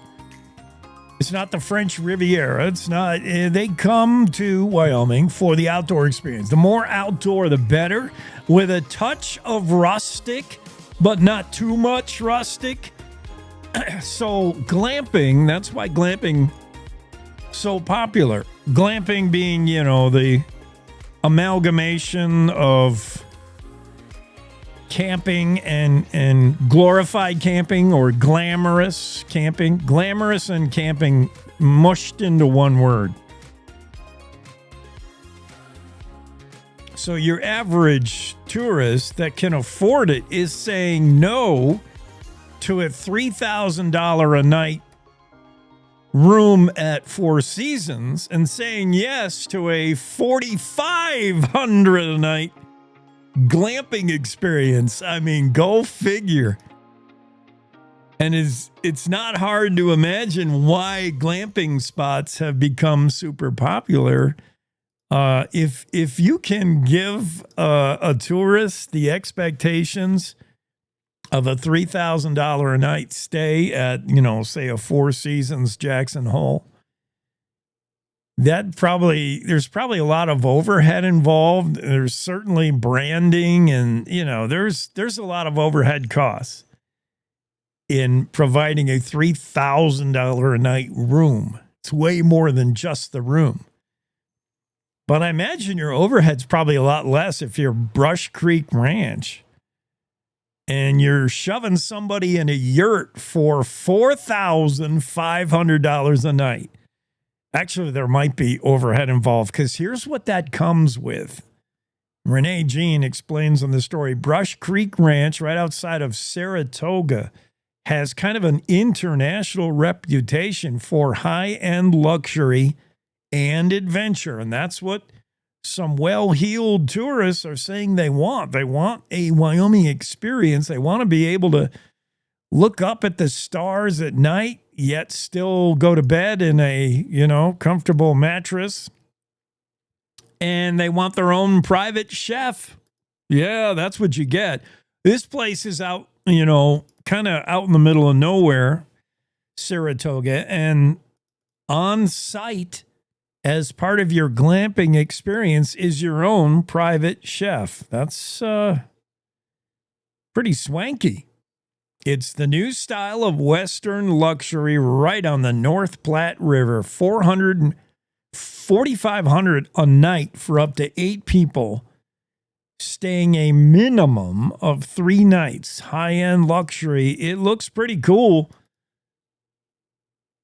You got your Adirondack-style chairs circling a nice fire pit. The river, the North Platte, runs right through your backyard. 2 canvas tents suitable for a couple of people each, along with a gigantic yurt. I mean, this is a yurt. And the yurts may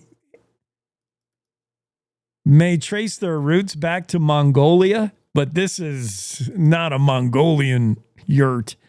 Unless, maybe Genghis Khan himself lived in it. This is a big yurt. Huge. They were manufactured by an outfit called Secret Creek, which offers customizable, handcrafted yurts starting at almost $7,000 for your basic 12-footer. You want to get those big 30-foot yurts, diameter, that is. That'll cost you about $20,000. They're pretty spendy for the yurt. But Carly Miller is the marketing director for Brush Creek Ranch, and she says the new glamping experience is in response to travel trends, which are leaning into immersive, back-to-nature experiences.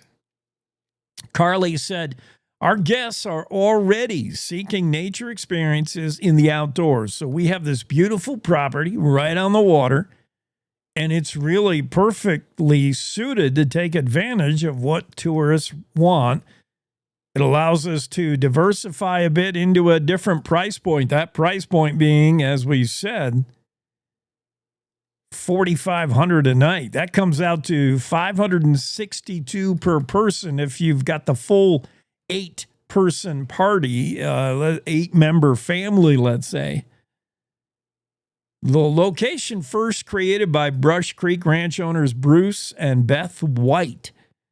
And they began this property as a place where they could invite friends and family to join them in their own private overlook. They could watch the waters of the North Platte. They could see birds of prey, wildlife.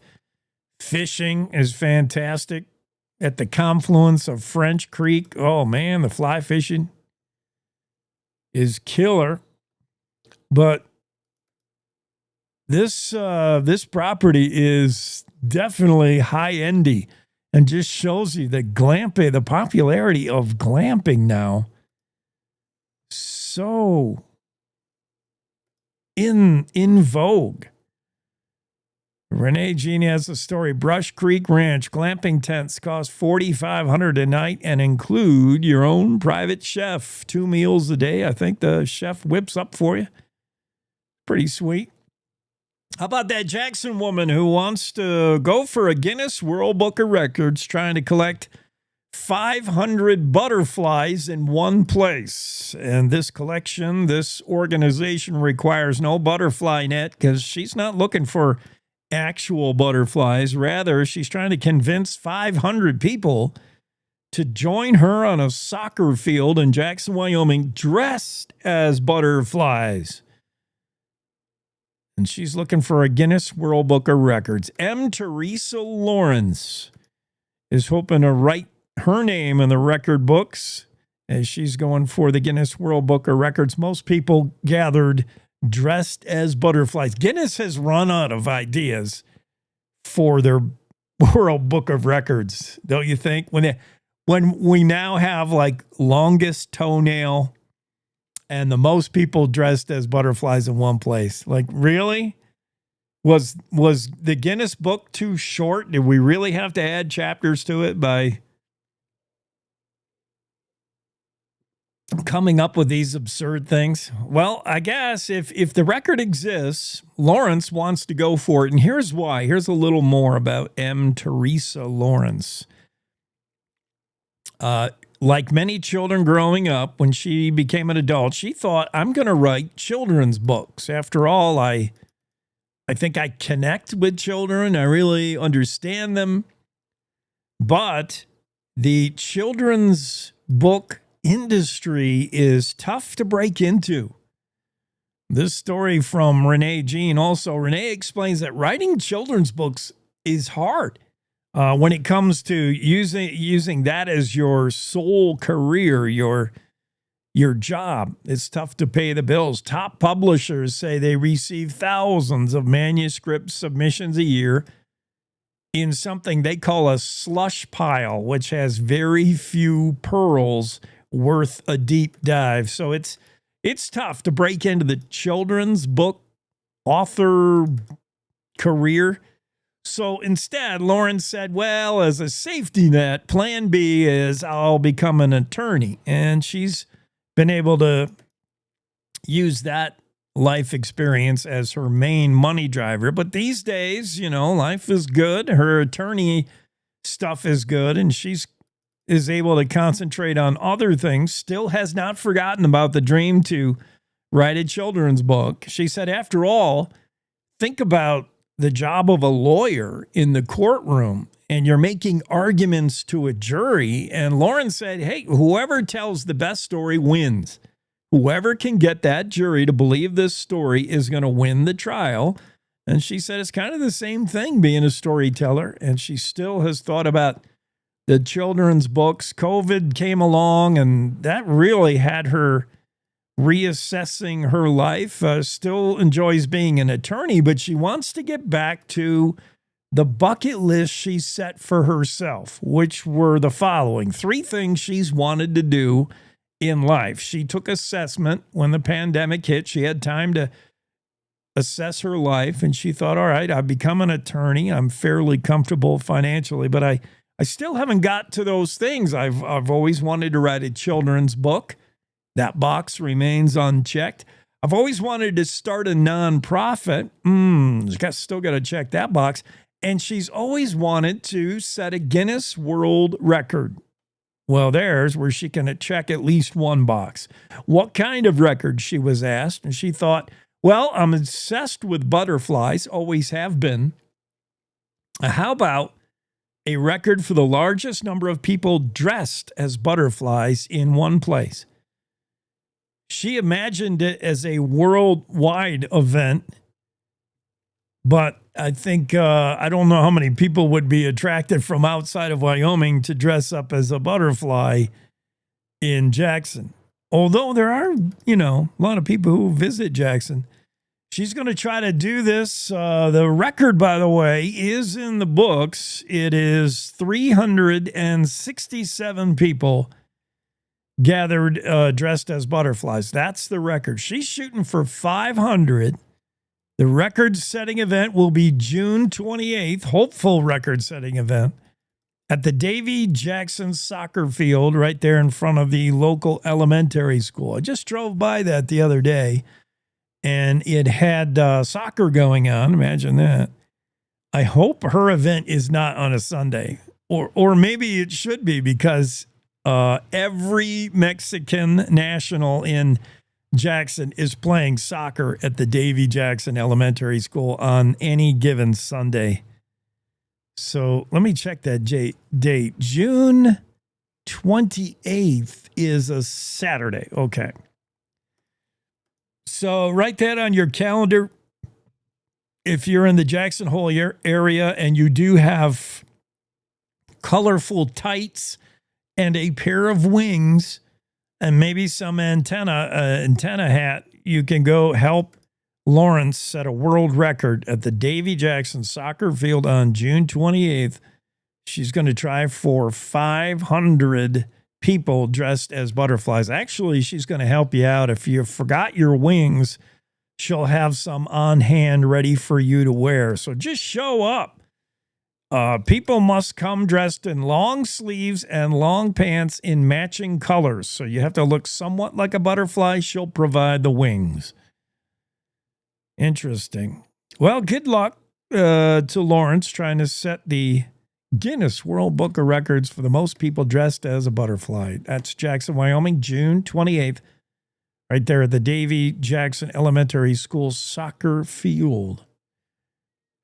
This story is alarming. CNN reports 2 Chinese researchers charged with smuggling a biological pathogen into the United States in order to study it at the University of Michigan laboratory.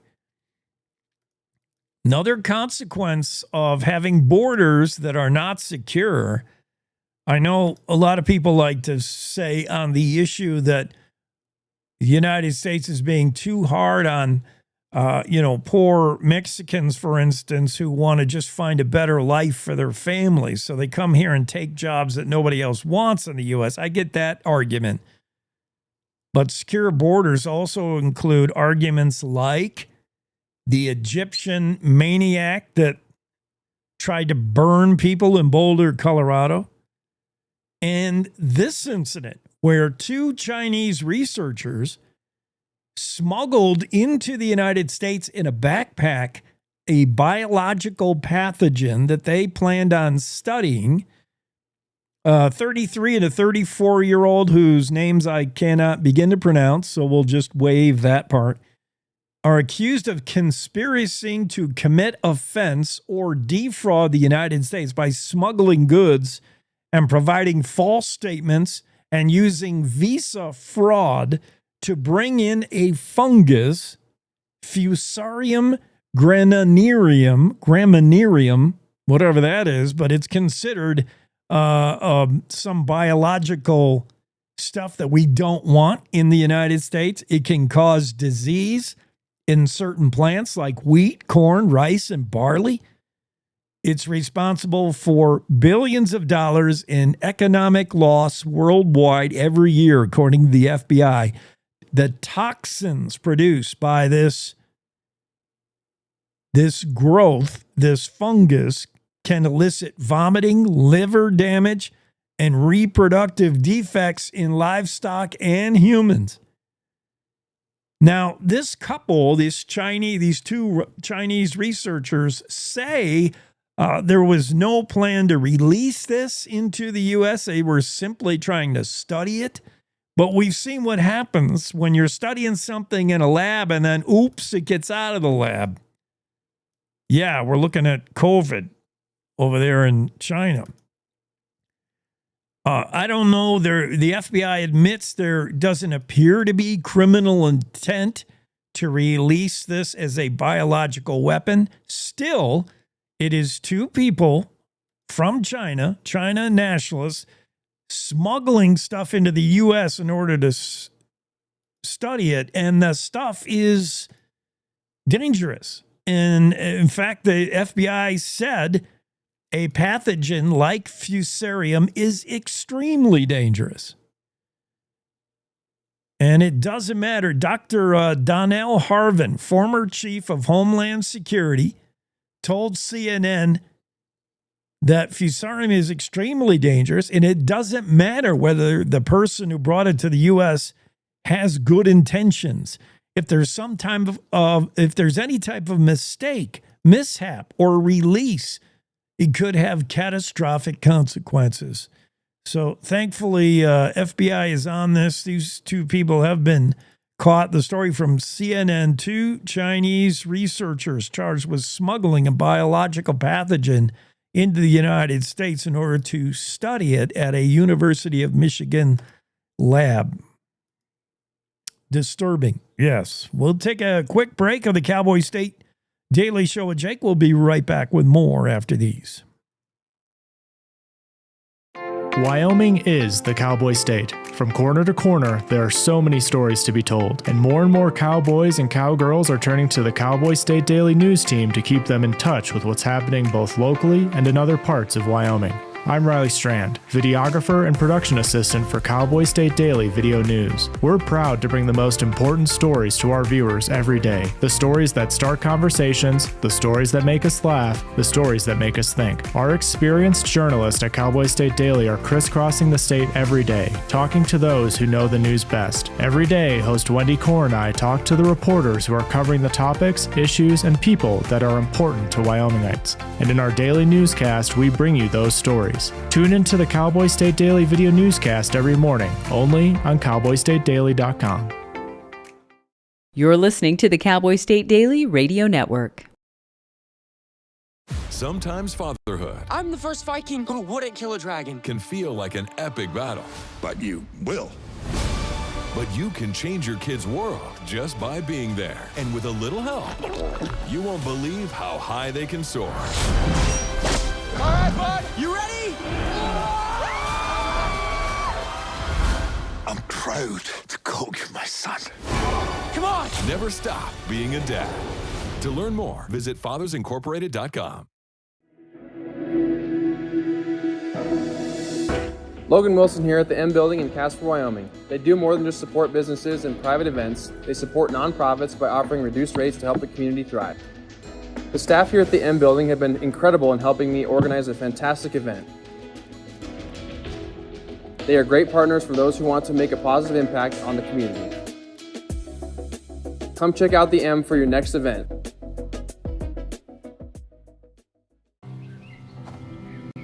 For decades, I've taught you everything I know.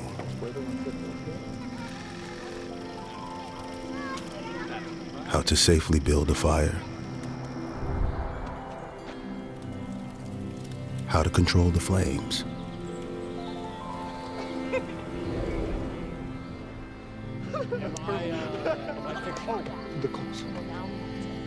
What to do with hot coals. How to secure your chains.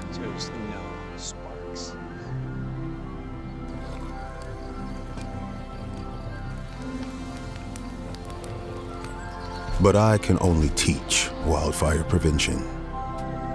Only you can prevent wildfires.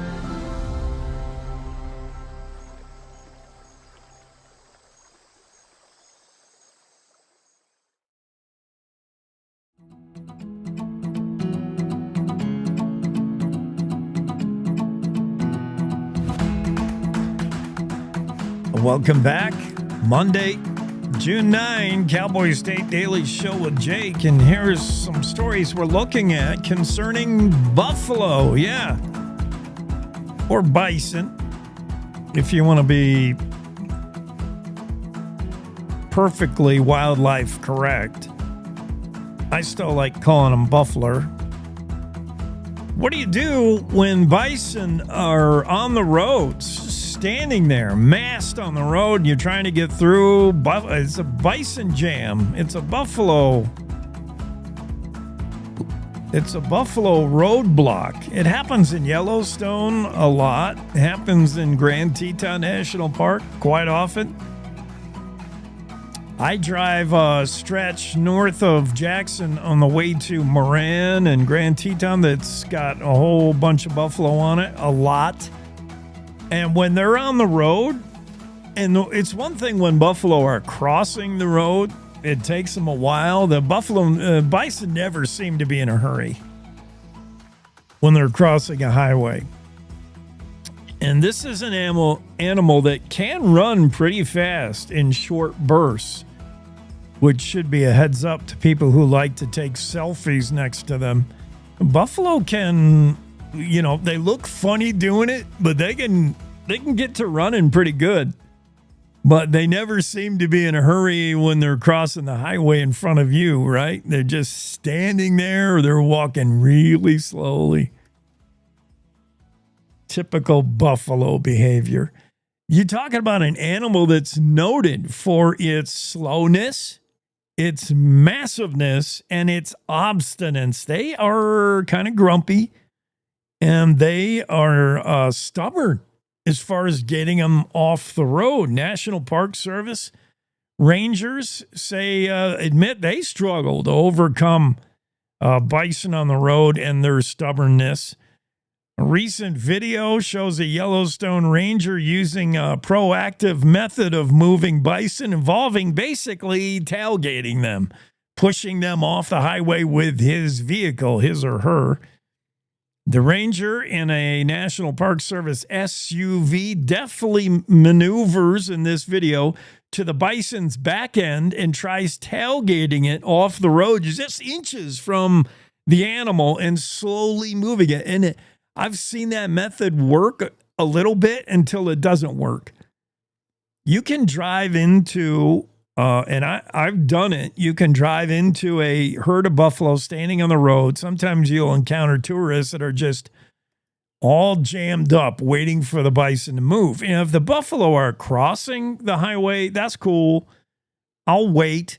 I'll just pack your patience and wait for the buffalo to do their thing. I don't want to hurry wildlife, and I love wildlife doing their thing. The bison were here first kind of argument, I don't try to push wildlife if they're moving. If they're trying to get somewhere, I get it. They don't know it's a road. They don't know a highway from anything else. And,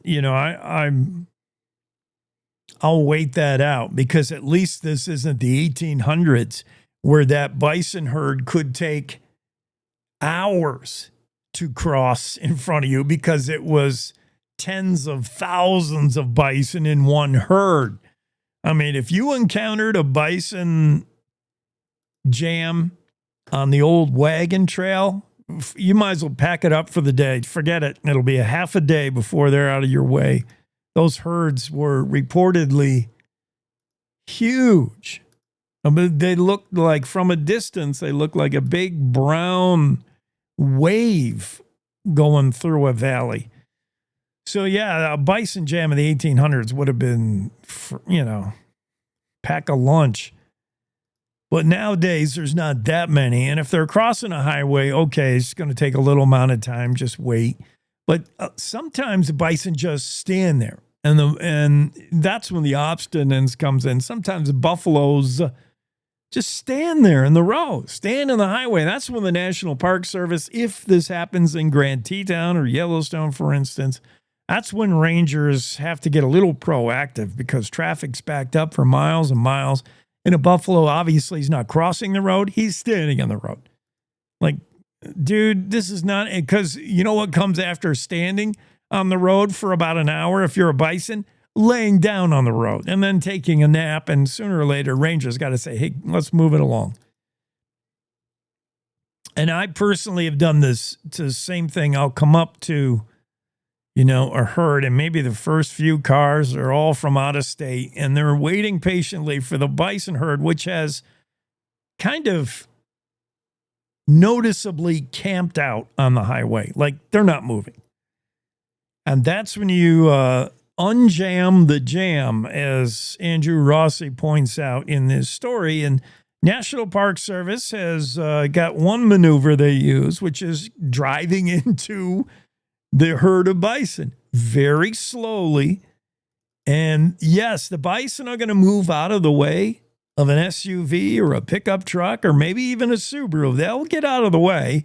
They view it as, probably another bison who wants to walk. Like, I'm walking here, and they'll move out of the way, but they don't move terribly far. Bison, that's where the stubbornness comes in. They'll get out of the way of your vehicle just enough to get out of the way, and then they'll stand over there off to the side. So you'll need another pass to go push the bison further off the road. They're never in a hurry. They're slow like that. Max Waugh is a wildlife photographer that Andrew Rossi talked to in this story. He's in Yellowstone all the time. He even published his own guide on how to maneuver past and through bison jams on his website. Now, the National Park Service has not endorsed Max Waugh's maneuvers, but Max said what he does is what he's seen rangers also do. And that involves techniques like, flashing your lights or your siren, scattering pebbles on the road, like throwing pebbles on the road, not throwing it at the bison, not trying to hit them, but just trying to, cause noise, whatever, on the roadway. But he said, I've never seen the Park Service do this move, driving in circles to herd an animal off the road. That is what was evidenced on video the other day that Andrew Rossi was writing about.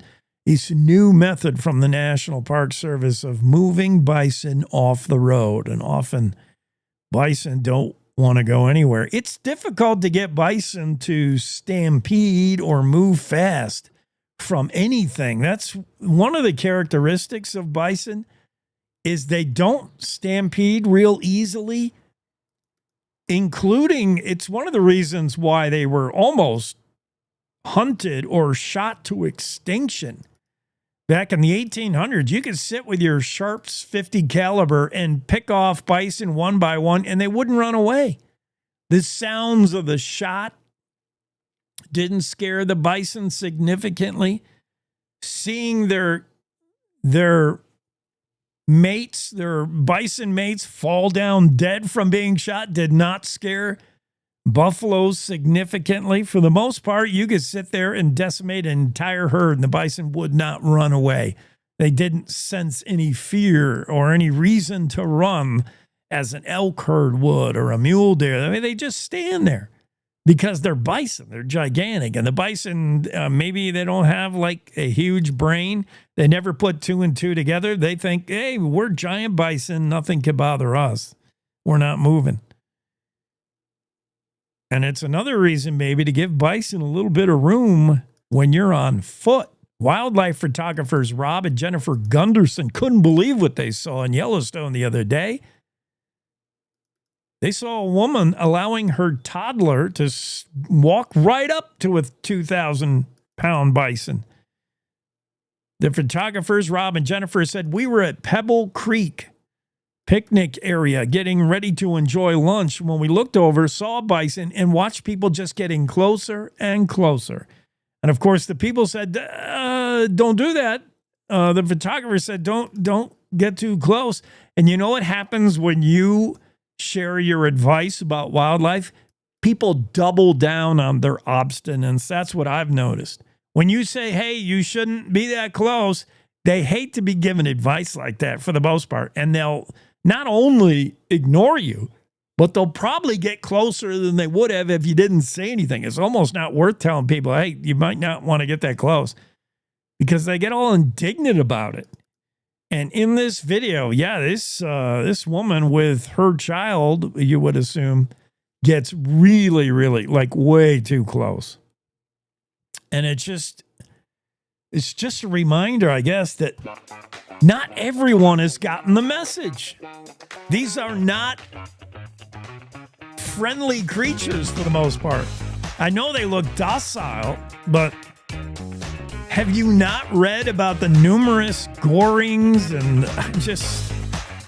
Oh, man, read the room. Read the bison. They might be slow, but they're stubborn and they're dangerous. Cowboy State Daily show continues after top of the hour news.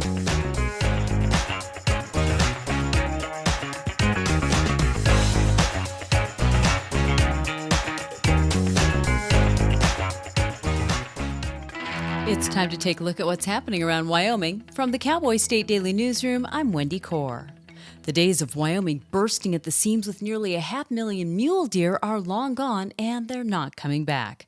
That's what an official with Wyoming's Game and Fish Department told Outdoors reporter Mark Hines. According to the latest available number from 2024 counts, Wyoming's mule deer population is sitting about 50% below the Game and Fish Department's objectives for the species. The numbers peaked at about 500,000 mule deer in Wyoming in the 60s through 80s. That was like the golden age of mule deer. We're down to about 213,000 mule deer in Wyoming now, which is fewer than Game and Fish would like to see on the landscape. Human developed, whether it be subdivisions or energy projects, whatever, that disrupts mule deer migration routes. Another thing that kills a lot of them is roadkill, getting hit on the highways. Mule deer are by far the most commonly struck large animal in Wyoming.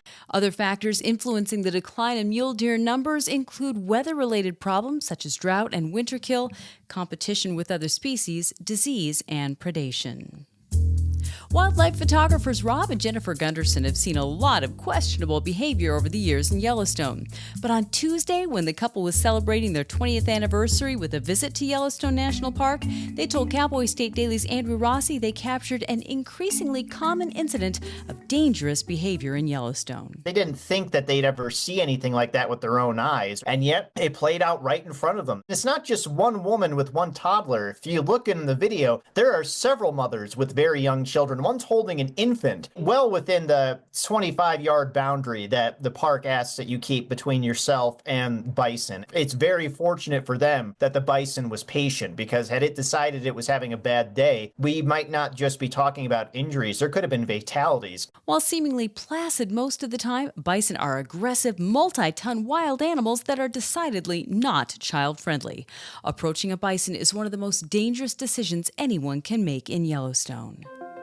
Ernest Hemingway did some of his best writing in Bighorn, Wyoming at the historic Spear Ranch, which he prized for its solitude and seclusion. It was at the Spear Ranch in rural Sheridan County where Hemingway wrote at least some of his famous novel, A Farewell to Arms.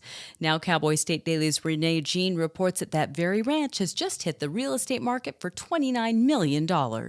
The ranch itself is a really, really cool place. This ranch was formed in the late 1880s. The main house is the original house. So a lot of history on this property in a really cool place. It's just beautiful. The picturesque Bighorn Mountains are just to the south and west of the ranch, rising to 11,000 feet, while the Little Goose Creek meanders through the property.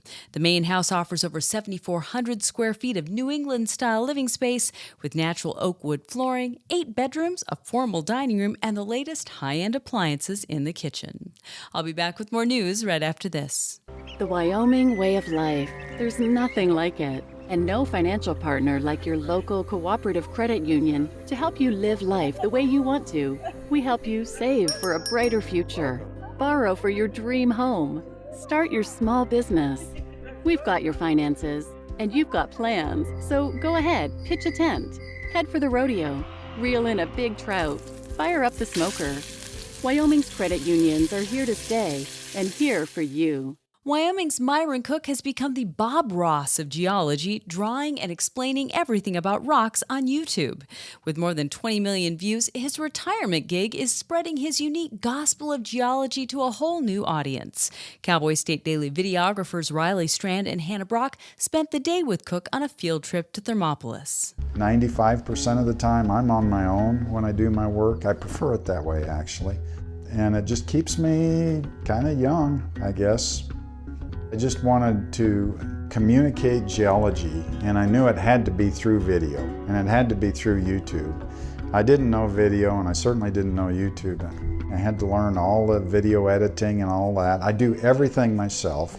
63-year-old Myron Cook is one of Wyoming's most prominent YouTubers. He grew up in Wyoming, but spent decades around the world as an exploration geologist in the oil and gas industry. Now, his retirement is spent drawing millions of views on his geology videos. While exploring the Hot Springs State Park in Thermopolis, his process unfolds, part science, part storytelling. You can watch the full video at cowboystatedaily.com. And while you're there, get your free digital subscription to Wyoming's only statewide newspaper by clicking on the daily newsletter button. I'm Wendy Core for Cowboy State Daily.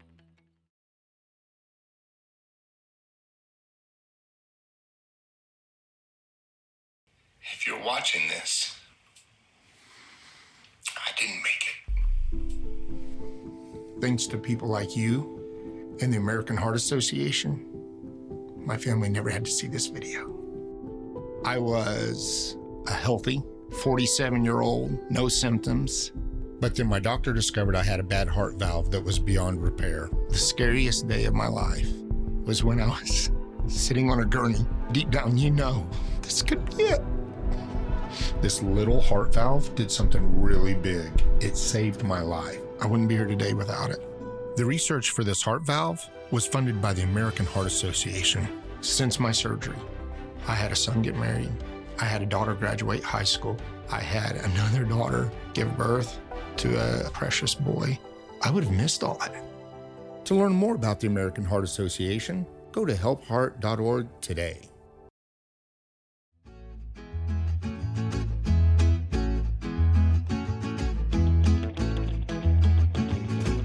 Cowboy State Daily Show with Jake continues into the discussion. Welcome, D-Mad.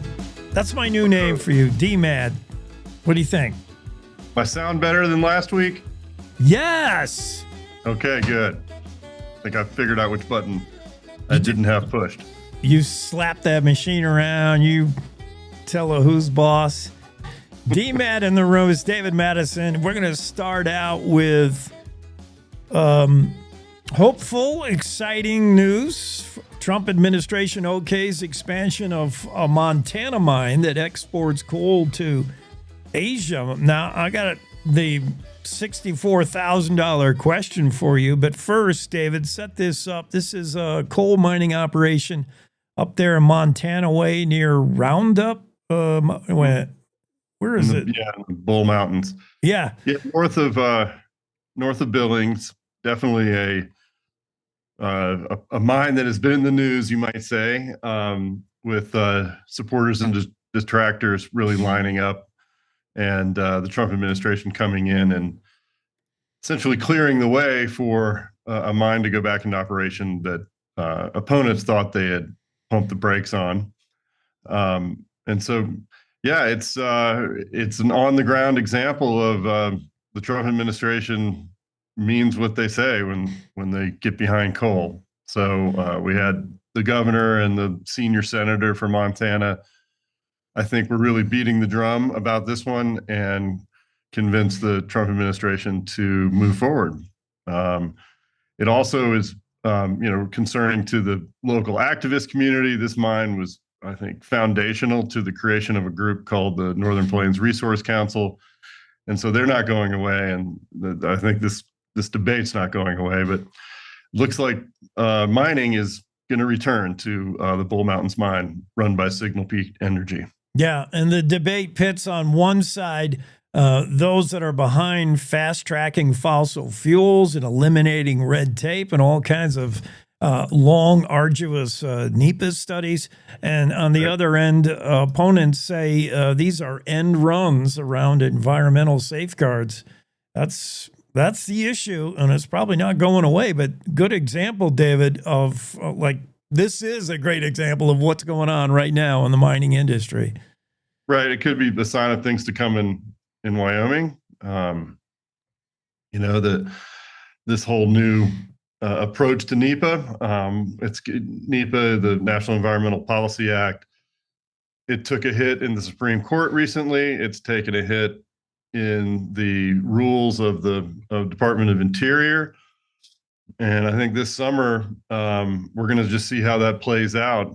One thing I'm working on today is about the Converse County oil and gas plan. And I think NEPA is involved in that as well. And so it looks like we could be moving ahead with that, huge project, like talking about like something like 8,000 jobs, I think. And so that's the story, pull out the stops and go back to work is the theme. Yeah. Let me ask you now, this mine exports coal to basically South Korea and Japan. How are they doing that when you hear about Wyoming coal and the intent to get that to Far East Asian markets? And we can't because there's ports on the Pacific coast that don't want to ship it. There's on the way there's rail lines that go through states that say, oh, we can't have coal in here. How is Montana doing that? You might have just given me my new story idea. I'm going to pitch on the story call because I think that's a great question. I don't know. I mean, they're as landlocked as we are. I don't understand how they're getting it to Japan and South Korea. Hey, all right. I will try to give you an answer in a week. I think that's an excellent question. This was a breaking story on Friday, and we were able to get a lot of comment on it. But we didn't dig that deep on that very question. I know that Leo Wilson, one of our former reporters, he really looked into possible, export locations. And let me get back to you. All right, let's get Signal Peak Energy on the line and say, how did you guys do it? Can you have a couple of extra railroad cards we can tack onto that thing? And the spokesperson I did reach was very focused just on dealing with this issue. He didn't want to talk about anything else. Yeah. Which is great news, positive news. And then, the follow-up question is, how the heck do you do it? Because we might be interested. We got a Governor Gordon who might be interested in getting that coal out to Asian markets. Let's now read that gigantic, was it like 1,000-page big, beautiful bill? I forget, it's huge. And we've had more than one lawmaker admit to not reading the whole thing. But tucked in there, could be a chance for the sale of federal land, all these BLM parcels, which, David, you point out there's parcels in the Jackson area along the Snake River. In Pinedale, there's around Willow Lake and Fremont Lake, and there's BLM land in the Grable area as well. These BLM parcels, could we get them sold? I think who was the politician who said these things? Cynthia Lummis said that the federal government doesn't need to own these lands perpetually forever. Like, can we ever talk about selling federal land? It could be in this bill. Yeah, I think there's certainly a place for it.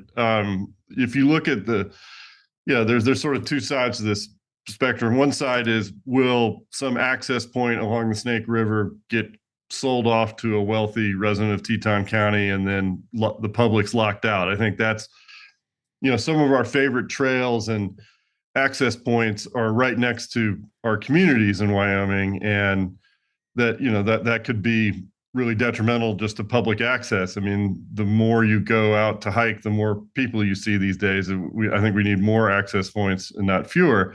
The other end of the spectrum is places like Grable, where there's a huge section of federal land right next to the airport. And you can see that being a very practical place where you might want to sell that land and develop for the benefit of that community.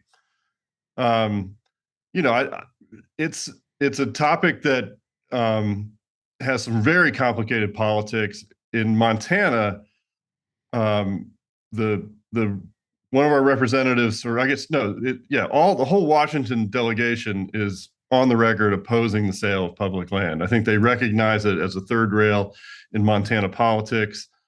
You know, should Representative Zinke get behind the sale of public land, he might just be handing the election to his opponent in Western Montana, because it's a pretty close district there. And I think public lands have been an issue that Republicans have not wanted to tread into. However, you go down to Utah, and Senator Mike Lee is really just gung-ho on seeing how far he can push this issue. And so right now there are negotiations going on between Senator Daines and Senator Lee's office, I'm pretty sure, saying, okay, well, how do we protect the political liabilities of our Montana friends, but still advance this? Meanwhile, pretty much every conservation group in the country is going to be, watching this very closely and fundraising. They're already fundraising off of it. And I think it's this bill, and this is the one little piece of the bill that I've focused on, because it's so sprawling and there's so many other things that people are concerned about, like Medicaid, that we'll try and keep an eye on it, because it means a lot to Wyoming residents, given all the public land we have. I think we can all agree that the big, beautiful bill, we can all agree that on the big part of it, it is big. Beautiful might be up for interpretation. For those east of the Mississippi, BLM is Bureau of Land Management. That's, I think, basically what we're talking about, David, because the federal land holdings include the parks, national parks and national forests. Those are not going to be up for sale anytime soon, but kind of along the tier of that is BLM, Bureau of Land Management, which I enjoy those properties, BLM parcels in Nevada, for instance, where they're just untouched. It's like the public access to land how it was 100 years ago, 200 years ago. It's really cool. And I see the argument why it could be scary to then take that from the public. And what would the step be, do you know, David, if the federal lands, if this is in the bill and some of these BLM parcels then would become, do they go direct to auction to some billionaire who wants to develop, or would they go to the states? There you go. The Wyoming legislature just discussed this last week. How might they take over federal ownership? And I think there's real question about whether states have the resources to manage these and would be forced to maybe sell because they just can't manage them all. The scenario that's being put out there by conservation groups is that the big beautiful bill is going to sell off your national heritage to pay for tax cuts. And I think that's a tough political pill for folks to swallow as well. The one thing that was pointed out by one of the main senior advisors to the BLM in Wyoming was that, look, we've had these identified disposal properties for years. Like every time they do a resource management plan, they categorize which properties could be sold, what might be practical. Yeah. The difference is this political will to do it. Really just the climate in Washington and the perseverance of the Utah delegation, I think is what's changed things. And so, I can't make a prediction. I don't know how the politics are going to blow around on this one. Yeah, but it will be politics, just entwined in politics, and you can't remove the two. You're right. The BLM parcels along the Snake River, I know, being here, they talk about it all the time, but it's always just been talk. That talk is getting just more serious now. Jackson would be a great place to use some of these properties for affordable housing, and but when you're talking about riverfront properties, are you really going to become affordable housing? Yeah, I don't know. One of the conservationists that reached out to me sent me a listing for a $60 million house near Wilson, and he said, "This is right next to one of these BLM properties. Do you think they're really going to sell it for for affordable housing in Teton County when the neighbor is a $60 million house. Right. So, yeah. Well, it's there's your short list of purchasers for this parcel is the dude who wants to create a buffer. Whoever's in the $60 million house will buy the BLM parcel for $20 million just so he doesn't have neighbors. Yeah. Well, interesting. I love that you're still following the life and work of Sean Patrick Higgins, our favorite filmmaker up there in Montana. He would be a Wyoming filmmaker if there was just a few more state incentives, but he's got a cool thing going up there in Montana. It's remarkable. I remember when that lumber mill was operational. I was a journalist in Missoula years ago, and just to see that transformation, I hope that there's the workflow necessary to keep it going. We have a really big production company in Montana called Warm Springs Productions. They've been doing Mountain Men for the History Channel for years, but even them, they're one of the top 100 production companies in the world. They've had to weather the ups and downs of the marketplace. And so I'm not as familiar with the scripted world, but I know that they did protect the tax incentive in Montana, but it's really modest. Like it's just $12 million a year, and it's already spent by the Paramount Yellowstone crew up until like 2029. I'm sure. So there's no real new money coming in to attract productions, but having this kind of infrastructure,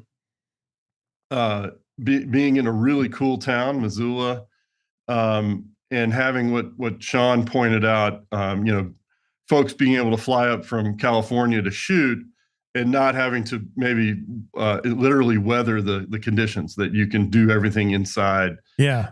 And I think that's one thing that the film community in Montana has tried to establish is more of a year-round presence.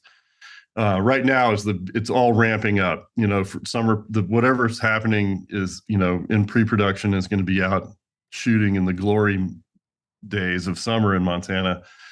And then wind down. Well, if you can get a 47-acre soundstage facility really up and rolling, then you can create a year-round, creative economy there. And yeah, I'm certainly cheering for them, and I know people involved, and it's a nice bit of good news following what has been bad news about basically the departure of Yellowstone, and that all of that money and all of that work, because we had not only Yellowstone, but 1923 and the Madison, at least two other spinoffs and really, really big productions. But Texas, which has more generous tax incentives, has taken all that work. And I think there's some bittersweet emotions among Montanans. I think a lot of folks are happy to see all that move out of the state. But for the lighting specialists, there's a lot of real blue collar jobs that went away too, carpenters, electricians. And I think that if you listen to Sean really explain his vision, he sees this facility as a story manufacturing plant where, you're creating a true product that you can build a career around, build a community around. So anyway, yeah, I'm obviously, enthusiastic for their success. Sheridan native filmmaker Sean Patrick Higgins, he knows what it takes. That. I had that wrong. He was not born there. Oh. If anyone was calling him out on that, no, he's lived there most of his life, but no, he was born there. That was the one correction he sent me over the weekend. All right. Well, we'll still gonna claim him, although Montana's taking his interest. Now, it's not only, film incentives and stuff. It's chicken and the egg. It's establishing a place similar to what Albuquerque, New Mexico has done. Yeah. Once you make that first film and then the second film, and then you got an industry of folks who, you get a job, you've got ready jobs and you got a workforce ready to go to work. It takes so maybe piggybacking off of the success of Yellowstone, maybe that's the starter. You jump in that void as all the Yellowstone production leaves, and you can become, you can't get on the map until you're on the map. As far as Hollywood is concerned, they're not going to come out and film something in, Wamsutter if there's no established filming industry. So maybe Sean's got it going up there in Montana, and that can be a place where filmmakers know where they can go and they can count on getting a production assistant. They can count on getting, that assistant cameraman or whatever stuff you need. I hope so. There's a whole training program. I've been impressed by that. And so, it's both universities in Montana have really quality. Montana State is officially a film school. It's called Media Arts in Missoula, but they produce really, I've worked with a bunch of people who've come out of those schools. And so, fingers crossed. Keep at it, Sean. Let us know if you need money. We'll send some. Or good idea. Or just a screenplay. Yeah, whatever we got to do. Yeah, we'll clicks on whatever the movie is. Like whatever we got to do to help out. I love that idea. Good stories from this guy, D-Mad, David Medicine. Thanks, buddy. Thank you. All right, see you next week. We'll be right back with more, including a conversation with Mike Poland. He's the Yellowstone expert who will tell you what's bubbling under in the nation's first park right after this break. Wyoming is a big state. There's so much ground to cover, so many stories to tell. But the Cowboy State Daily News team is up to the challenge. I'm Wendy Core, host of Cowboy State Daily Video News. Whether it's politics in Cheyenne, energy issues in the Powder River Basin, or grizzlies in Yellowstone, our talented crew of experienced journalists are out there finding and telling the stories that matter. What's the best restaurant in DuBois? Renee Jean checks it out. What's the most recent Supreme Court decision mean to our everyday lives? Claire McFarland explains. How is the upcoming elk hunting season shaping up? Mark Hines lets us know. Every day, I talk to the reporters who are covering the topics, issues, and people that are important to Wyomingites, and in our daily newscast, I bring you those stories. Tune into the Cowboy State Daily Video Newscast every morning, only on CowboyStateDaily.com. This is the Cowboy State Daily Radio Network. We all make choices. When it comes to alcohol, kids make choices whether to drink or not. Bye, Dad. Bye-bye. Remember, I'm going to Alex's party tonight and sleeping over. Have fun. Hey, have a seat for a second. Remind me about that party again? Alex is just... And adults make choices whether to talk about it. That's true of parents and every other trusted adult in a kid's life. Kids want to know our expectations when it comes to alcohol and other drugs. They want guidance and honest answers to their questions. And it makes a difference when the message is consistent and part of everyday conversations. So talk with your kids and help lead them on a positive path. Because when you talk, they hear you. For more information about talking with your kids about underage use of alcohol and other drugs, visit underagedrinking.samhsa.gov. I don't think many kids in my son's school even do it. He makes fun of his friend who vapes. He would never try it. She's into soccer. She's on the honor roll. She's just not the type. No way. No way. No way. No way, my kid would never vape. Get your head out of the cloud. Today, nearly 8,000 kids will start vaping, maybe even yours. Learn about the dangers at talkaboutvaping.org. Life's daily battles are not meant to be fought alone. We're not powerless, so long as we don't lose sight of what's important. Don't be afraid to seize that moment to talk to your friends. Cloud, you okay? Because checking in on a friend can create a safe space. The first step on our new journey. You coming? Reach out to a friend about their mental health. Seize the awkward. It's totally worth it.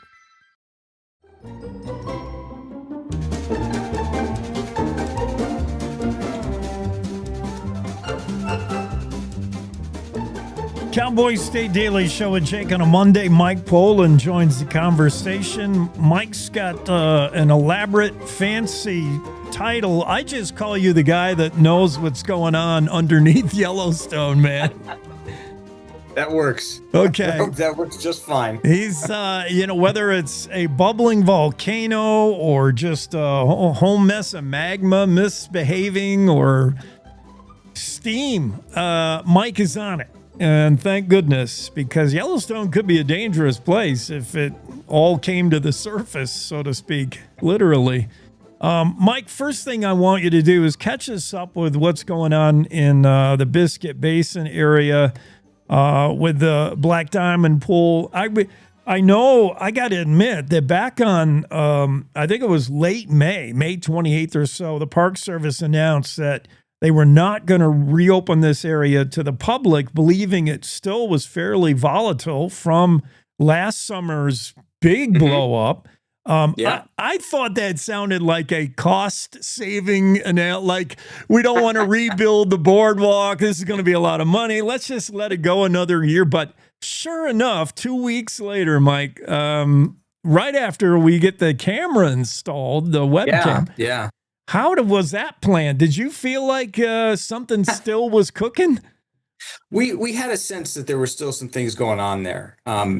So late last year, after the explosion and into the fall, we had deployed temporary seismic equipment. There were temperature probes in the pool. Those did have to be removed as winter approached. But before winter approached, they did record some activity that we interpreted as explosions. There was a scientist in the basin in early November, and he saw one of these events. It threw mud and small rocks up 20, 30 feet. And then in the winter, even though all of our equipment had been pulled out, there was a guide that was taking a crew through on, I think it was January 3rd. And that tour group witnessed a small eruption from Black Diamond Pool. So it was clear things were still going on. But we didn't have a real good sense of what those looked like because we only had the two witnessed events. And, of course, one of them was from quite far away. So that was what motivated the installation of the webcam. We wanted to be able to see, could we detect these things and really get good video of them? And sure enough, it was only about, we put the webcam in on May 14th and May 31st, we had our first video of something kind of interesting happening there. Yeah, really interesting. That brings up a good point as far as the legion of armchair scientists that Yellowstone can draw from. You're talking about a park that has nearly 5 million visitors a year.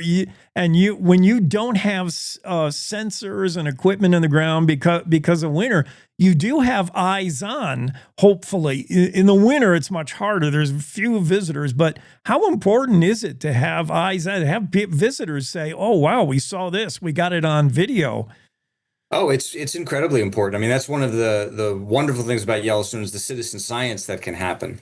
We know a lot about what happened in that initial big explosion back on July 23rd of last year because it was so well recorded by so many people that were visiting the Biscuit Basin at the time. And in fact, they have been extremely generous with sharing their observations, sharing their stories as well. So we know far more about that sort of event by talking to people and by sort of writing down their observations, interpreting not only what they recorded, but what they described, that, it really helps us understand exactly what was going on in the basin at the time. That's not something you get in a lot of places.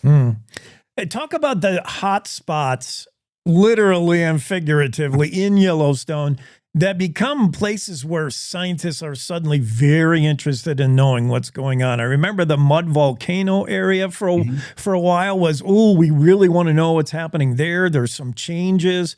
We see the Biscuit Basin area. What is it that's going on that makes you and fellow scientists say, well, we got to keep an eye on this? And where are these places in the park?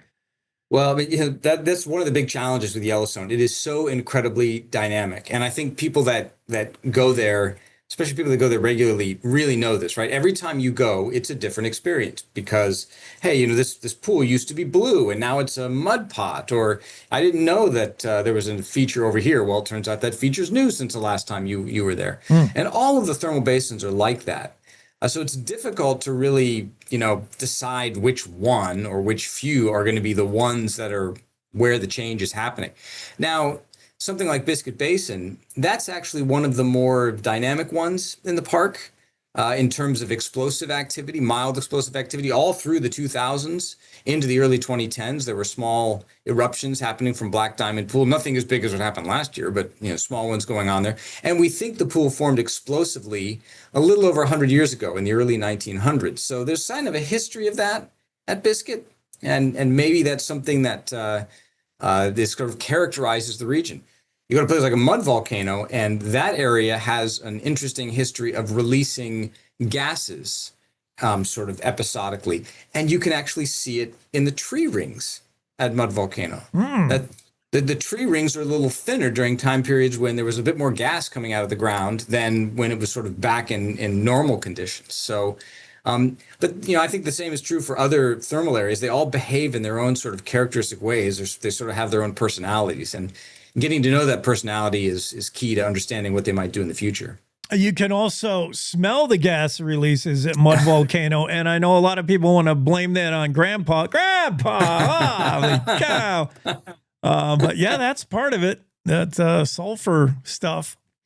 Yeah, Mud Volcano especially is well known for that. There's a couple of different types of thermal areas in the park, and Mud Volcano is a really characteristic one for being an acidic type of thermal area, and that's where you smell a lot of that hydrogen sulfide gas, the rotten egg smell.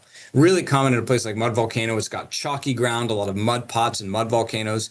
It's not quite as common if you go to a place like Old Faithful, where it's a slightly different chemistry for the fluids that are coming out. There's not as much gas. It's not chalky ground. Instead, you have that sinter that makes up the geyser cones and so forth, that silica composition. So yeah, you get these different sort of compositions. They're subtle, but it really informs sort of the way that the ground responds to the thermal area, the chalky kind of mushy stuff in Mud Volcano versus the harder silica coating that you get at Old Faithful. We're talking to Mike Poland, scientist in charge of the Yellowstone Volcano Observatory. Mike, in addition to all the stuff going on underground, there's also, let's throw in another event, seismic activity, earthquakes. Explain, unpack earthquake activity in Yellowstone Forest, what it means. For instance, Yellowstone has earthquake swarms in the 3 point whatever magnitude range all the time. The bigger ones have done things like throw off the reliability of Old Faithful and change its timing. What do earthquakes do? And then the follow-up question, why did we have to create our own earthquakes with the Vibrosius truck? What the heck? Aren't there enough going on? Yes, earthquake activity in Yellowstone is really amazing, right? There's 1,500 to 2,500 earthquakes a year on average. It's just a lot of activity. That's not the volcano waking up. That's a consequence of all of the water you have moving in the subsurface and interacting with pre-existing faults. If you look to the north, to the south, the Yellowstone to the west, there are faults everywhere. Like the Teton Range is sitting on a giant fault, and it trends right into the Yellowstone area. So the faults are already there, and then you sort of lubricate them with water, and that's just a recipe for small earthquakes, magnitudes 1s, 2s, 3s, that are really pretty common in the Yellowstone region. And you can occasionally get some big ones. The real big one was the 7.3 in 1959. That is still the largest earthquake ever recorded in the Intermountain West. And it resulted in a failure of a big canyon wall, blocked the Madison River, created Quake Lake, and it killed an awful lot of people, 28 people or so.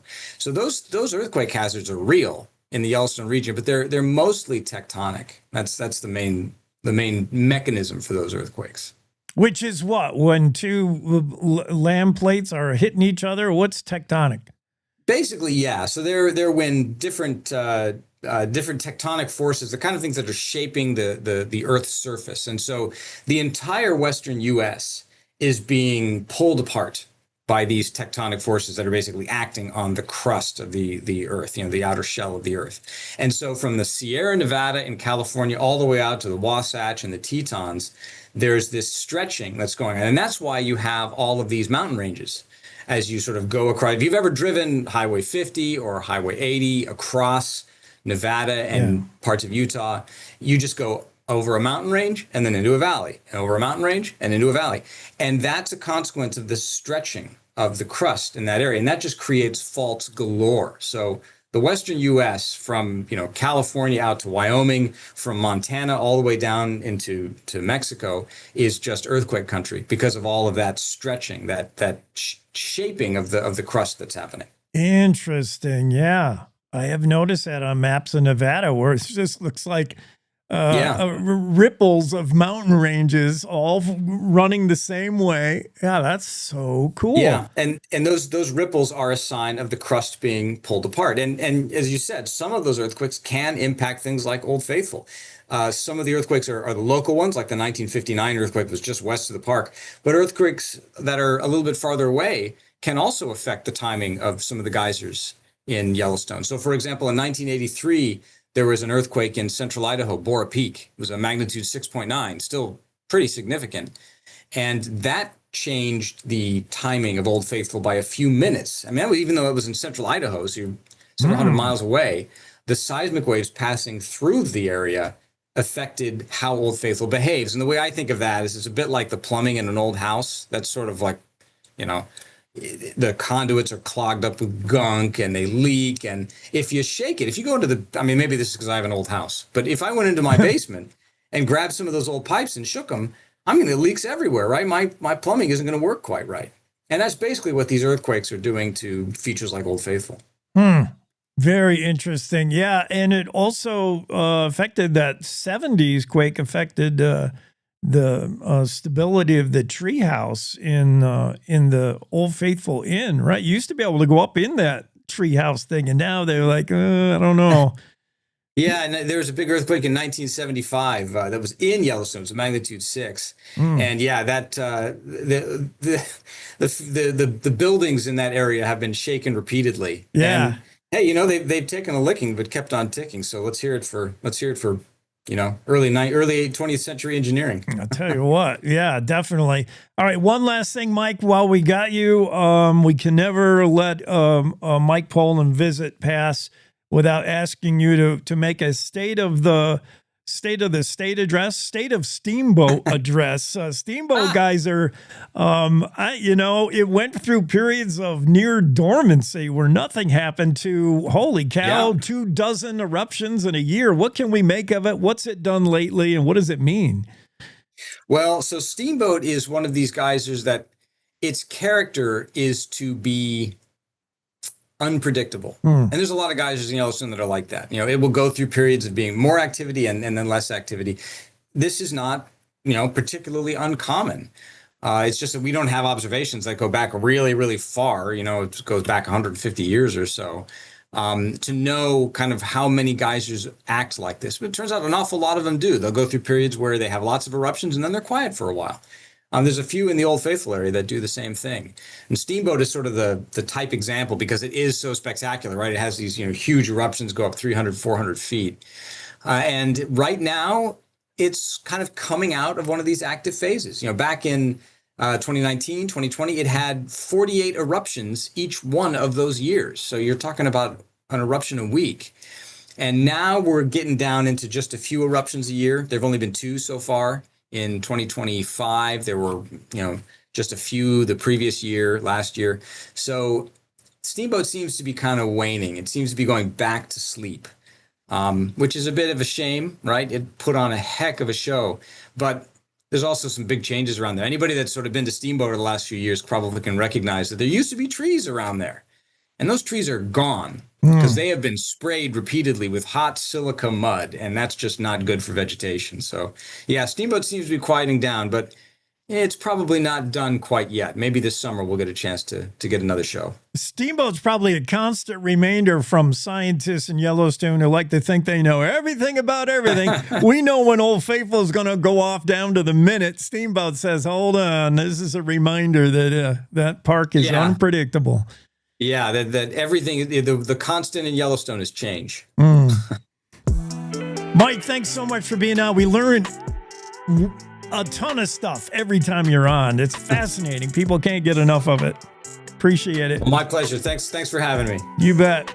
That's Mike Poland, scientist in charge of all this stuff that happens underground in Yellowstone. It's pretty exciting. What a place. Magical like no other. Let's take a quick break, and the Cowboy State Daily Show will be right back.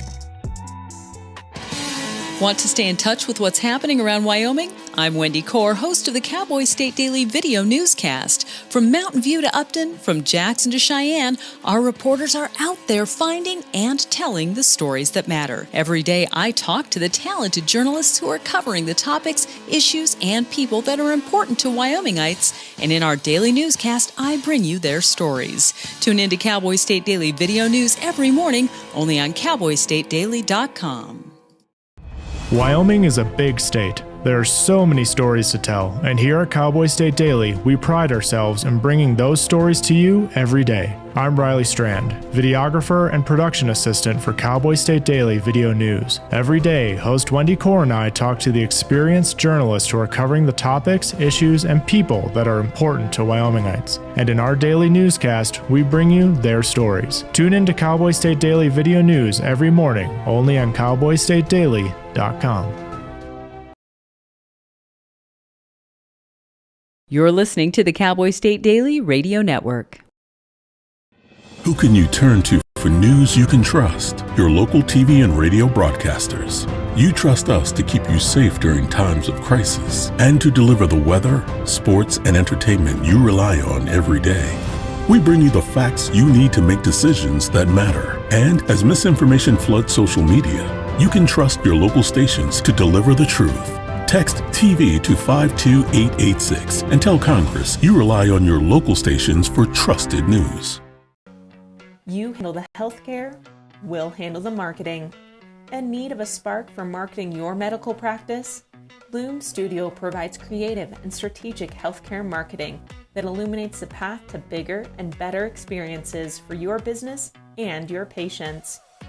We specialize in branding and design, social media, website design, SEO and SCM, not to mention content creation, public and media relations, and marketing metrics to ensure you're getting results. If you're looking to increase your patient engagement and retention, enhance your community impact, and streamline your marketing efforts, our team is ready to help you achieve your goals. Contact us today and learn more at loomstudio.com.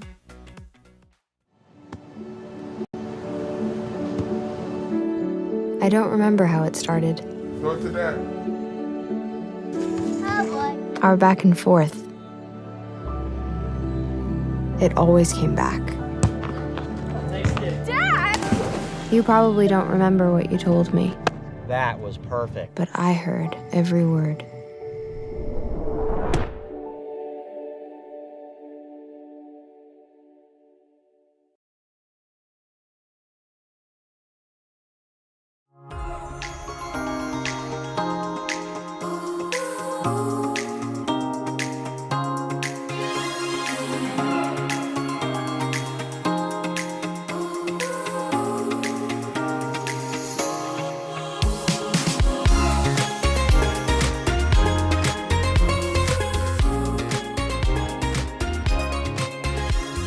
Back in studio, Cowboy State Daily Show with Jake on a Monday, June 9. We do have this day in history we could get to here real quick. Let's do that. And then I got a couple of stories that are interesting.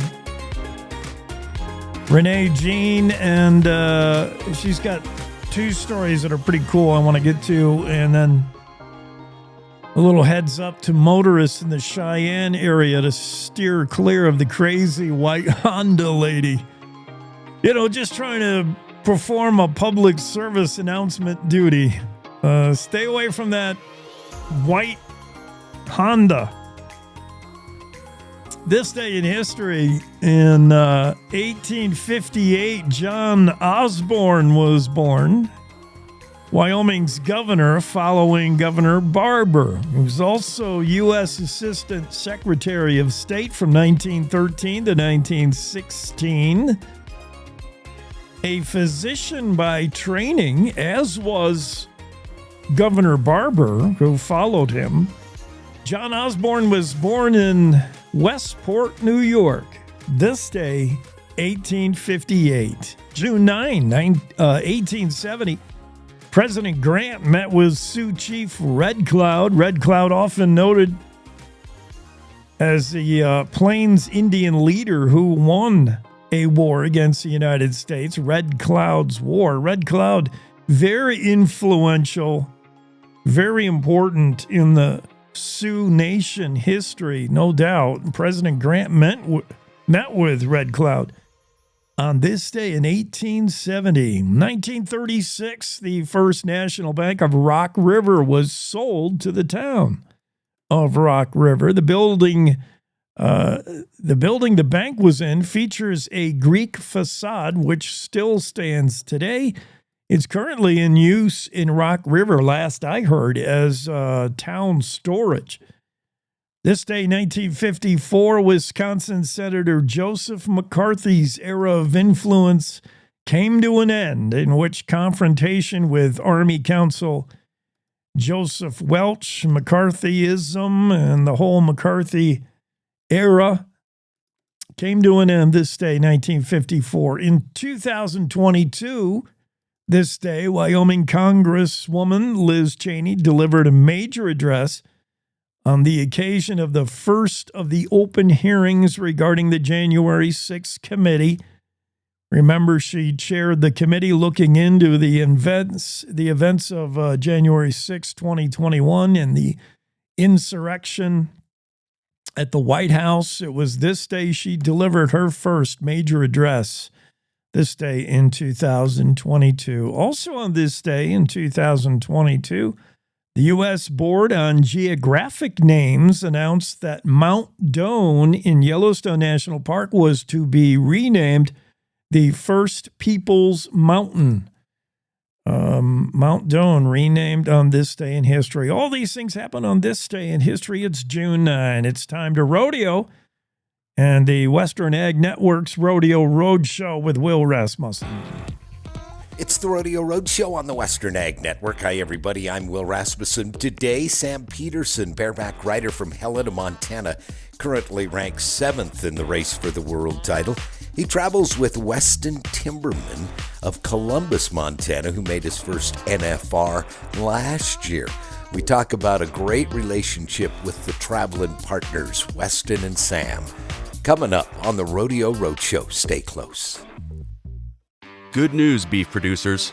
Consumers' opinions and preferences on beef are becoming more transparent month after month. Your checkoff dollar supports state-of-the-art research that taps into thousands of consumers' eating habits every month to track modern trends in meat demand and other proteins. With this knowledge, the Beef Checkoff can invest your dollars more wisely in future projects, empower the industry, and strengthen beef's place in the market. Get the full story at yourdollardoes.com. Funded by the Beef Checkoff. Ranchers, Western Ranch Supply has a deal you don't want to miss. Get 25% off all net wrap while supplies last and in stock today. We've got Pritchett twine and net wrap in stock, available in sizes for both small and big square bales. It's a great price and moving fast. Pick up only at our downtown Billings location, 303 North 13th. So hurry in to Western Ranch Supply and stock up before it's gone. Hungry, it fueled that fire for dang sure. Watching my traveling partner Weston Timmerman go to his first national finals, that lit a fire as well. So this year I was just hungrier than ever, and I'm ready to just go capitalize on every opportunity I'm given and just keep winning. You had to be tickled for your buddy Weston Timmerman, who I think he won the first round of the NFR last year, didn't he? That was truly one of the most special moments I ever seen because his father, Chris, he was a great bareback rider, but he was a bit more of a family man, and he didn't make the national finals. But that first round, Weston wore his chaps and won that first round. It was one of the coolest things I've ever seen. Isn't that great? Yeah. Sam Peterson, you're busy. You were in Phoenix yesterday. You're up in Canada today. Talk about the next couple of weeks you have. Yeah, so this year I'm planning on making the Canadian finals. I've had some luck up here. And so I've just been kind of bouncing back and forth. Last weekend I went to Grand Prairie and Leduc, then flew down to Nashville, then went to Window Rock, and now I'm back up to go to Leah Park and then Darby.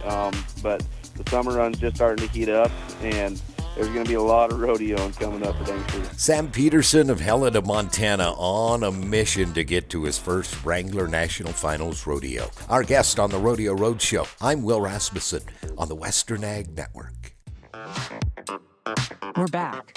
Cowboy State Daily Morning Show with Jake continues. Yeah, thank you, Will, for that rodeo report.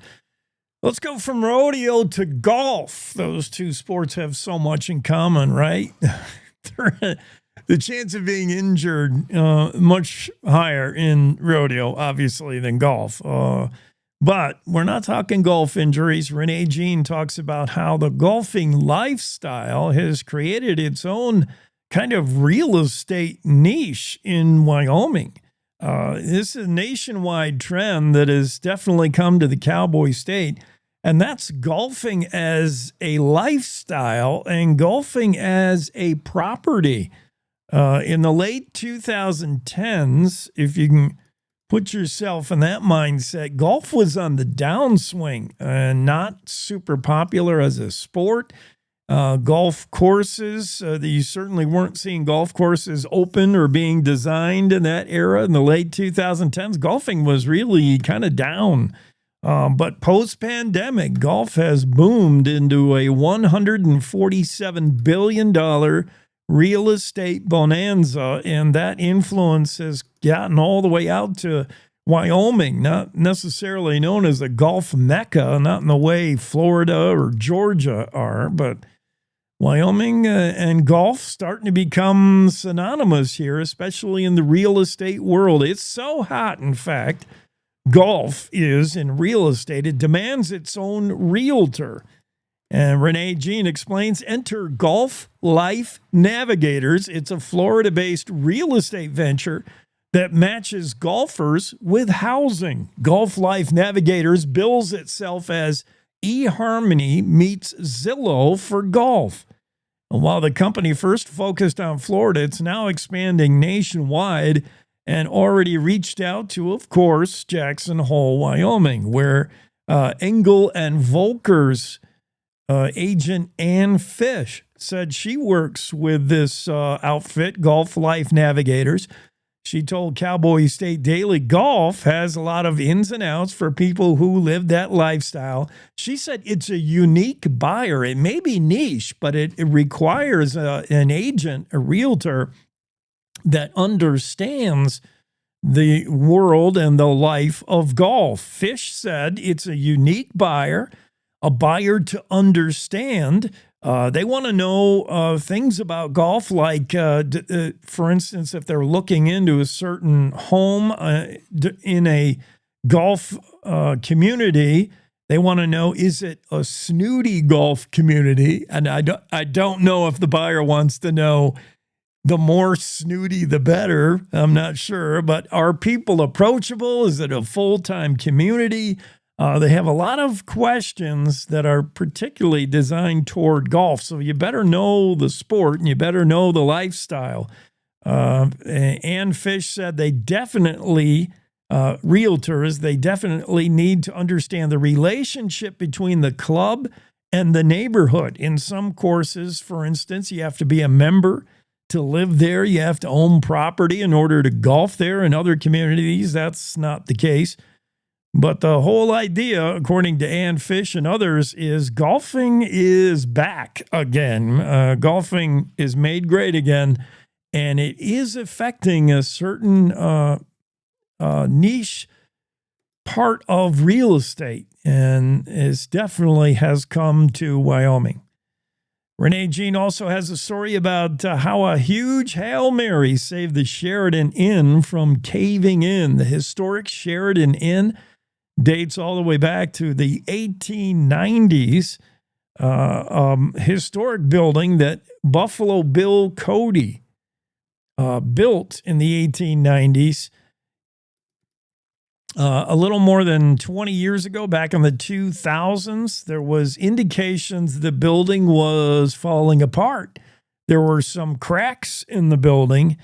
And board member Edra Meyer, She's a board member of the Sheridan Heritage Center, executive director of the Sheridan Heritage Center, which owned the inn at the time. And she brought it up to the board and said, there's cracks. We've done some research to show there's cracks in the walls. And she was told by one architect, well, that can be, that's kind of normal for an old building that's settling. And in fact, one of her board members told Edra, you're a girl, you don't know anything about what you're talking about. But Meyer was convinced the cracks in the wall were serious. She brought in a specialist from Colorado, and the prognosis was dire. And the specialist said, you've got 2 years to save this building or it will fall down. $6 million later, the Sheridan Inn remains standing today, despite some saying, it's not going to fall down, and others saying, good, let it fall down. We'll build a shopping mart. A good thing we still have the historic Sheridan Inn with us, and it's all the work of Edra Meyer, who, by the way, was recognized recently for a Lifetime Achievement Award. Humstone Historical Preservation Award for Lifetime Achievement. That's pretty cool. Top of the hour news. We'll see you on the other side of that. The Cowboy State Daily Show with Jake continues.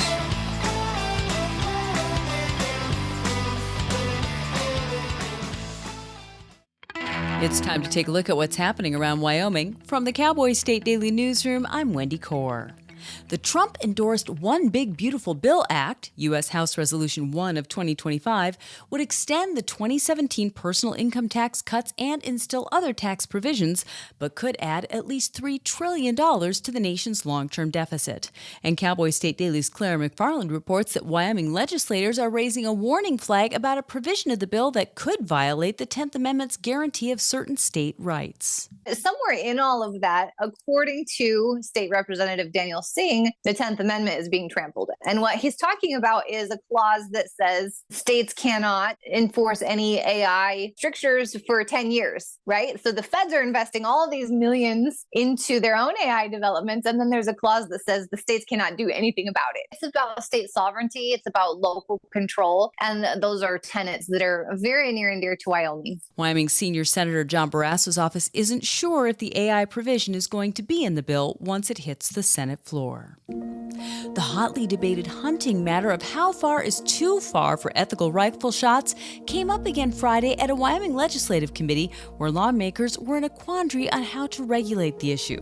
Cowboy State Daily's Mark Hines reports that members of the legislature's Travel, Recreation, Wildlife, and Cultural Resources Committee questioned whether there's any practical way to regulate the practice without trying to legislate ethics and morals. It's been several years back, but there was a case where somebody shot an antelope from nearly 2,000 yards in Fremont County. And as rifle and optic or scope technology keeps getting better, these shots are getting more common. And it's a practical as well as an ethical concern among hunters. How far is too far to be shooting? What risk are you running of wounding animals? Fair chase boils down to hunting in such a manner that animals have a reasonable chance of escape, but exactly what that means remains an open-ended question among hunters.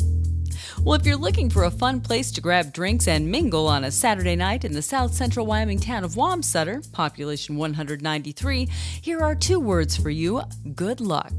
But if for some reason you find yourself in this outpost community off I-80 between Rock Springs and Rawlins, whose biggest employer is a truck stop and whose own residents have all blown in from elsewhere, Cowboy State Daily's Zachary Sontag has another 2 words for you: desert bar. The exterior's got cinder block, flaking painted wood paneling. The sign is so weather beaten you can barely read it. What's surprising about it is just how dead it is. The Saturday night rush amounted to a grand total of 2 patrons, including 1 truck driver who ran out of hours between Portland and Omaha, and yours truly. And this used to be a really happen in place. Despite the current lack of customers, the Desert Bar's owner told Cowboy State Daily that she believes business will bounce back and it'll all work out.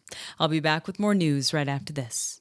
The Wyoming way of life. There's nothing like it. And no financial partner like your local cooperative credit union to help you live life the way you want to. We help you save for a brighter future, borrow for your dream home, start your small business. We've got your finances, and you've got plans, so go ahead, pitch a tent, head for the rodeo, reel in a big trout, fire up the smoker. Wyoming's credit unions are here to stay and here for you. U.S. Highway 30 runs a few hundred yards north of I-80 through the eastern Wyoming town of Pine Bluffs. Now more of a lazy county road, U.S. 30 for decades was a bustling thoroughfare running east and west through Wyoming before the interstate was built. And Cowboy State Daily's Greg Johnson reports that the busiest spot on the highway in Pine Bluffs was Pete's Service. Pete's was the place to be right there along the highway. A big, beautiful gas station, full service. Now it's still there, but it's no longer a working service station, but there are dozens and dozens of old vintage gas pumps piled up in front of it. But it's a really cool display of old vintage petroleum stuff. There are some people in Pine Bluffs that say it's just junk, let's get rid of it. And others say it's historic. It's a landmark for the area. For decades after it opened in 1924, thousands of cars a month would stop at the mobile station. Now, though, when people stop by to peruse his collection of rusted pumps and service station memorabilia, owner Kerry O'Dean tells them that instead of gasoline, sodas, and candy, he sells memories. And that's today's news. Get your free digital subscription to Wyoming's only statewide newspaper by clicking on the daily newsletter button on cowboystatedaily.com. I'm Wendy Core for Cowboy State Daily. There I was, 16, divorced, remarried with a baby, another on the way, and I could barely read or write. It was time for me to change my life and the lives of my family, so I went back and I got my high school diploma. That was the catalyst I needed. Now I have a bachelor's, a master's, and I became a teacher. Mom, this is your very first yearbook.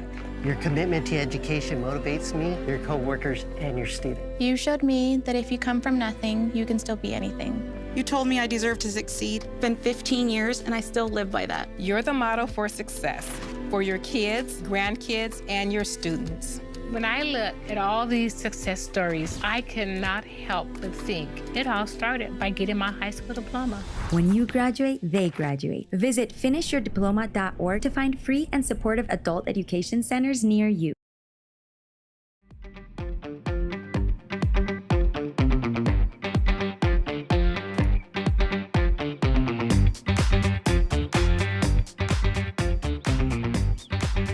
Well, for motorists driving in and around the Cheyenne area, and hello to those of you listening to the Cowboy State Daily Show with Jake and Cheyenne.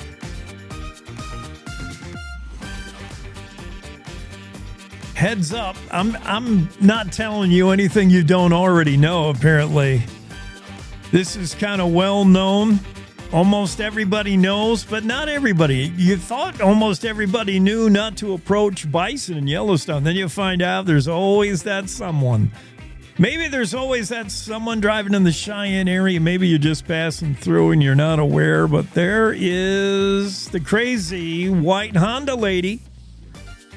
That's how folks know her. We're not going to put a name to her, but the crazy white Honda lady is on the radar, so to speak, of local law enforcement. Cheyenne cops say, yeah, we know who it is. And she's received a few citations, but short of that, there's nothing police can do about the woman who just exhibits almost daily road rage. And I feel for you, lady. I mean, there's times where I want to be the crazy white Honda lady, where I want to just stop in the middle of traffic and open my door and get out and start flying the bird or start cursing at my fellow motorists. According to evidence that can be seen by anybody on Crappy Drivers of Cheyenne, a Facebook group, the antics of the crazy white Honda lady are almost a daily or weekly routine. She's the frequent subject of discussion on the Crappy Drivers of Cheyenne Facebook group, often reported driving alone in her four-door Honda Civic LX, and she'll stop in the middle of traffic or maybe pull over to the shoulder, and she isn't shy about getting out of her car, shouting at people, and showing them what she thinks with both fingers. She honks her horn. That's a big one. In fact, many users on the website say, man, she lays on that horn. Ask Justin Crozier, who before his encounter with the crazy white Honda lady said, I thought she was just myth or a meme or something, legendary myth on Crappy Drivers Group. And then Crozier encountered her and said, nope, she's real. When I came across her, she was honking at everyone for what seemed like forever. She was opening her door, closing her door, rambling and honking at a red light. And then she was gone. Crazy white Honda lady. Cheyenne Police Department said, yeah. Spokesperson Alexandra Farkas said, our traffic enforcement unit is familiar with that particular driver. She's been issued citations in the past, but she is a licensed driver, and there's little more the department can do other than to kind of track her behavior. Secondhand reports of what crazy white Honda lady has done are no good. Cops have to see her exhibit bad behavior in person, which they have on occasion. But still, the department says, please report. Reporting is really important, and we do want to know what's going on out there. And just read the Facebook group. Sarah Dixon is another person who said she was surprised when she encountered the crazy white Honda lady in the wild. Everybody's kind of had the same experience, shouting profanities, honking incessantly, and then the double bird, flying of the double bird is pretty popular. Just passing that along, that's our PSA to you if you're driving in the Cheyenne area, our public service warning. Story from Anna Louise Jackson. Who's got the money or the wherewithal or the interest in buying their own private island in Montana? Yeah, Montana has an island. If it was going to be anywhere, it would be on Montana's Flathead Lake, pretty significant lake in the state of Montana. You don't normally think of Montana as being a place where you would buy your own tropical island. Well, maybe because it's not tropical, but it is an island. 350-acre island, all yours. If you can come up with the price tag, $72 million.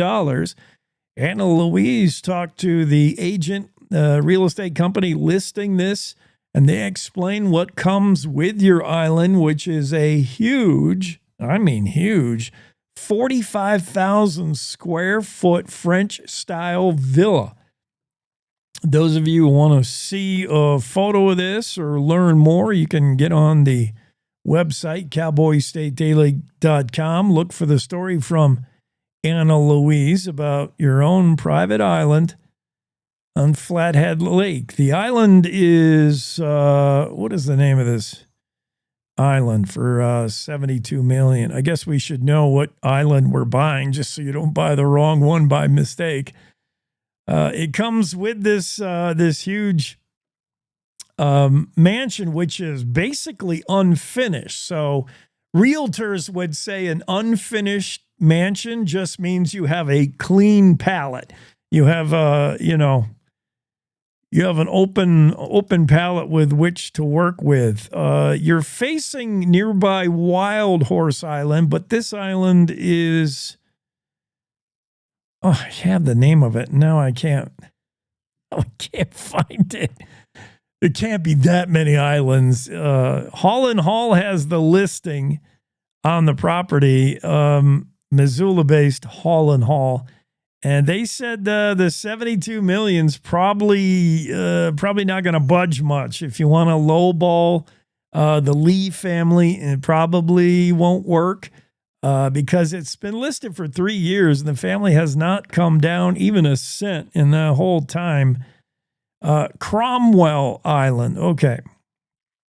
Cromwell Island. The mansion was built and the island was first bought by Bob Lee back in the 1960s.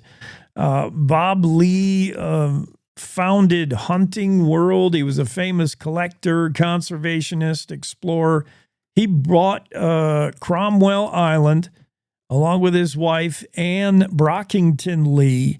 Bob passed away in 2016, but the wife, Anne, continues on. She's listed the property for 3 years, but probably not in a hurry to offload it. She has been unwilling to drop the $72 million listing price for 3 years. The folks at Hall & Hall say, don't even try. It better be $72 million or this island isn't going anywhere. But it comes with some amenities, the huge 45,000 square foot French-style villa mansion, which, man, I got to say, that is impressive looking. And I've seen a McMansion or two here in Jackson Hole, but this one, every bit that.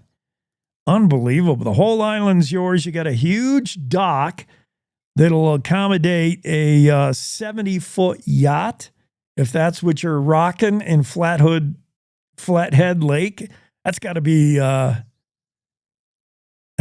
don't know who's putting their yacht. If you got a 70-foot yacht, I imagine you put that on the ocean. But if you had one on Flathead Lake, you could cruise right up to your owned island.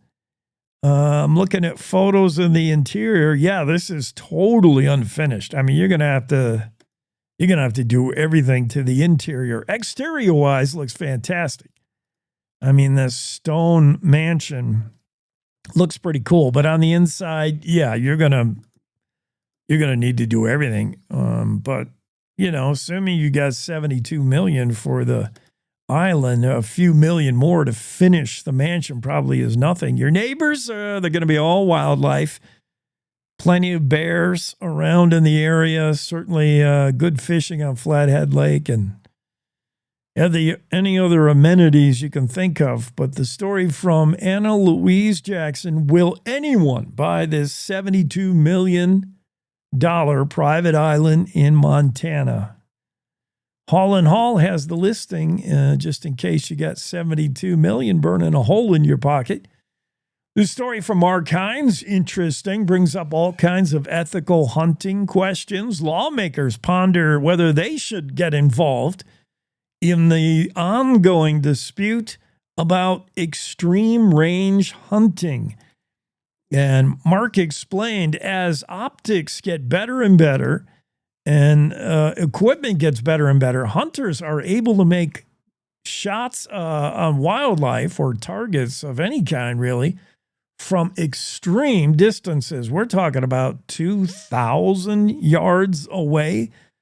I know the record extreme long-range shot is well over a mile. I think people are shooting like multiple miles at this point, shooting a gun. Like, it's become a little sport of its own, this long-range shooting. In 2022, a Wyoming rifle team set the world record, scoring a hit on a target from 4.4 miles away. Incredible what these firearms and the optics that come with them, the technology, has allowed folks to do as far as shots. Senator Larry Hicks out of Bagg said, it's a topic that keeps coming up over and over, he said, but it's difficult to regulate to stay ahead of the rapid pace of firearms. But it is a hotly debated hunting issue.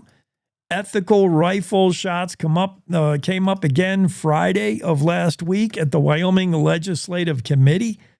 Lawmakers still in a quandary about what to do about it. How do you regulate it? And do you need to regulate it? But members of the legislature's Travel, Recreation, Wildlife, and Cultural Resource Committee noted that extremely long-range hunting shots are a growing concern as far as the ethics of hunting. Now, what ethics would they be? I would assume first and foremost is it the question of whether it's ethical to take a 2,000-yard shot at wildlife and be relatively assured that was a kill shot. The problem with hunting and the way to do hunting ethically is your shot should be well placed enough that you kill your intended target within seconds.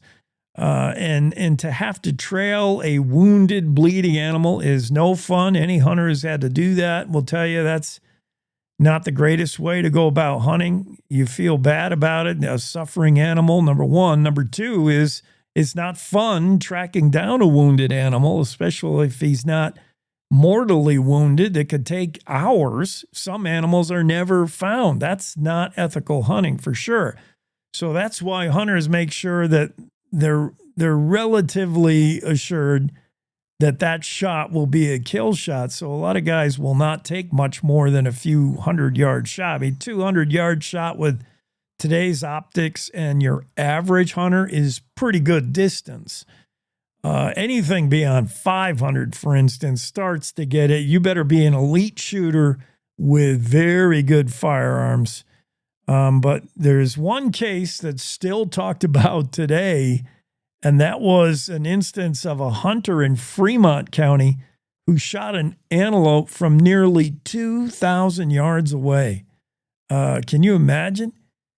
Committee co-chair, Representative Andrew Byron of Jackson, said he's heard growing concerns from hunters and constituents about these long-range shots. Byron said it's definitely affecting western Wyoming, and he noted a story here. He heard about a hunter who was preparing to take a 400-yard shot at a big game animal. That would be a long throw for lead, only to have another hunter blast it from much farther back. He said the animal they were staring at and looking at in the scope all of a sudden tipped over and fell down. And then they heard the loud bang from somebody that was about 400 yards behind them. That would make it about 1,000-yard shot. And can you imagine being a hunter and you're lining up a shot that you think, well, I don't know if I'm going to take this shot. This is on the edge of how far I think I can confidently shoot an animal, only to have somebody behind you, 400 yards behind you, take that shot. Is it ethical? Meaning, can you be relatively assured you'll make a kill shot and not leave a suffering, wounded animal? Also, is it ethical giving game a fair chance? I mean, hunting is, after all, the pursuit of an animal, and it challenges you. It pits you, your ability to get close enough to an animal to kill it. Is it fair to shoot that animal from 2,000 yards away? There's no way the animal would ever see you, hear you, smell you. Is that ethical? And then we're not even getting into the remote hunting, which they do in Texas, where from the comfort of your own home in Pittsburgh, Pennsylvania, you can shoot a deer in Texas online, virtually. Is that ethical? It'd be interesting to see how this all sorts out. Mark Hines has a story in the Cowboy State Daily about long-range, extreme long-range shots in hunting, what to do about it, what lawmakers should do about it, and whether that can be considered ethical hunting. Interesting topic. Let's take a quick break, and we'll be back with Mandy Fable. You're going to love this discussion when we come back. To the Teton Range, Cheyenne to Sheridan, Rawlins to Ralston, Cowboy State Daily Morning Show covers the state like no other radio show or podcast. We love Lovell. We're eager to share the stories of Story Will Crow About Crowheart and Yodel Over Yoder. Whether you make your home in Sweetwater, Chugwater, Powder River, or Green River, the Cowboy State Daily Morning Show will make you feel right at home. Jeffrey City, Atlantic City, Hawaii, we see you. Little America, Big Piney, you're on our radar. Howdy, Wapiti, Meeteetse, Shoshone, Ten Sleep, good morning. Welcome, Torrington, Riverton, Wheatland, Lusk, Lingle, Lander, Timber, Casey, Kerwin, Moorcroft, Mountain View, Moose, Fort Bridger, Fort Laramie, Fort Washington, Hannah, Hudson, Hewlett, Dayton, Daniel, and DuBois. We are east of Weston, west of Midwest, north of Newcastle, and south of Sundance. Border to border, we love Wyoming and every one of its communities, bar none. This is the Cowboy State Daily Radio Network.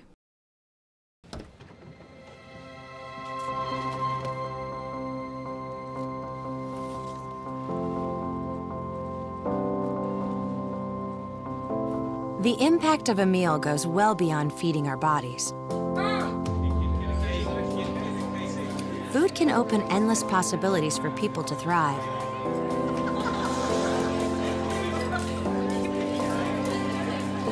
Because when people are fed, futures are nourished.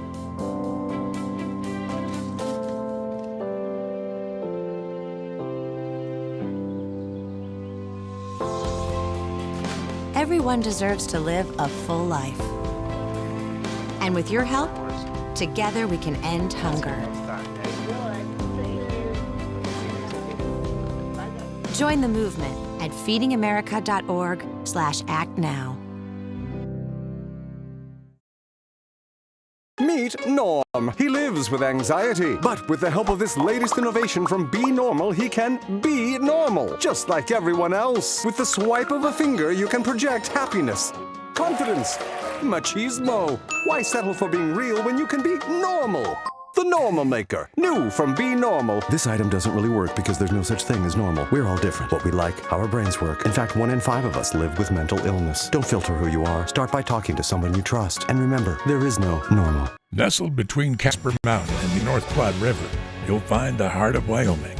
With a bustling downtown centered around our outdoor haven, Casper is for adventurers, freedom seekers, and rule breakers who find beauty off the beaten path.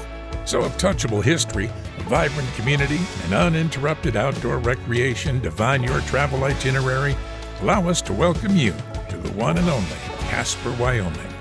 Plan your trip at visitcasper.com.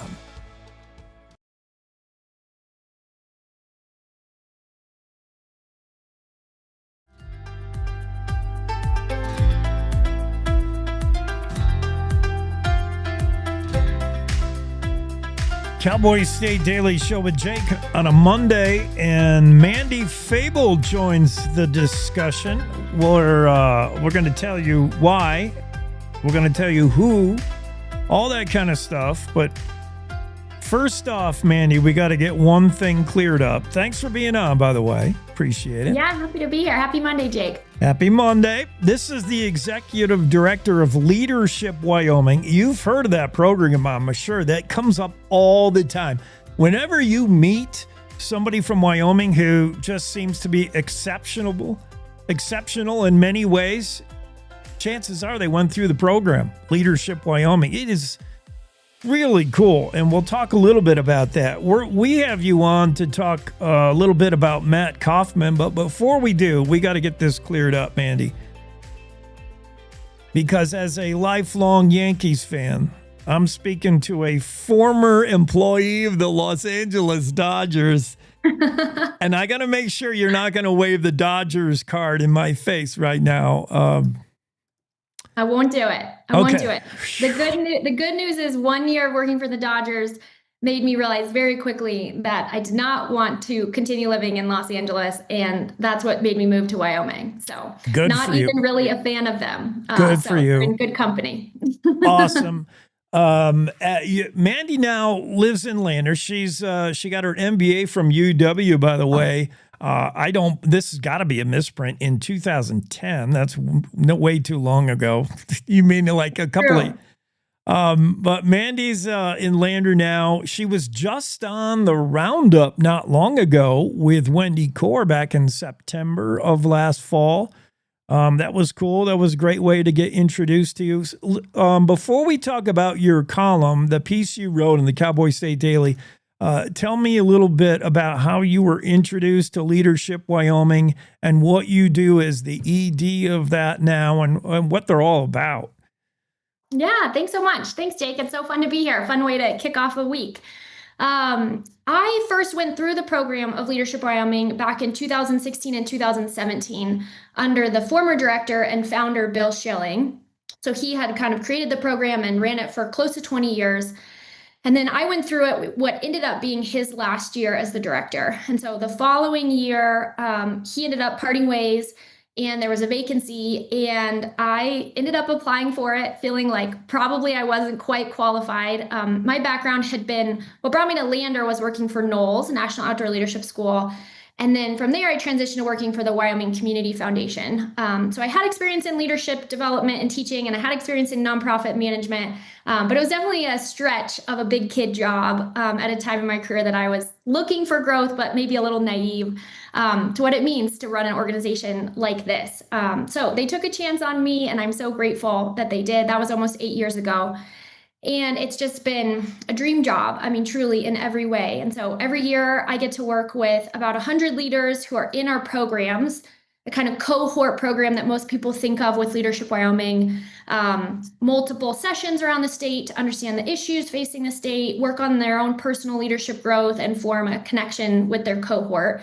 And then we also do some executive coaching and team coaching and facilitation around the state as well. So we kind of think of ourselves as a one-stop shop for leadership development, and then hopefully helping people see this bigger picture of what's happening around the state and learn to trust and learn from other people across communities, across industries, across political divides, all those kinds of things. So that's the short spiel. Wow. Mandy, we're talking to somebody who talk about the getting the message.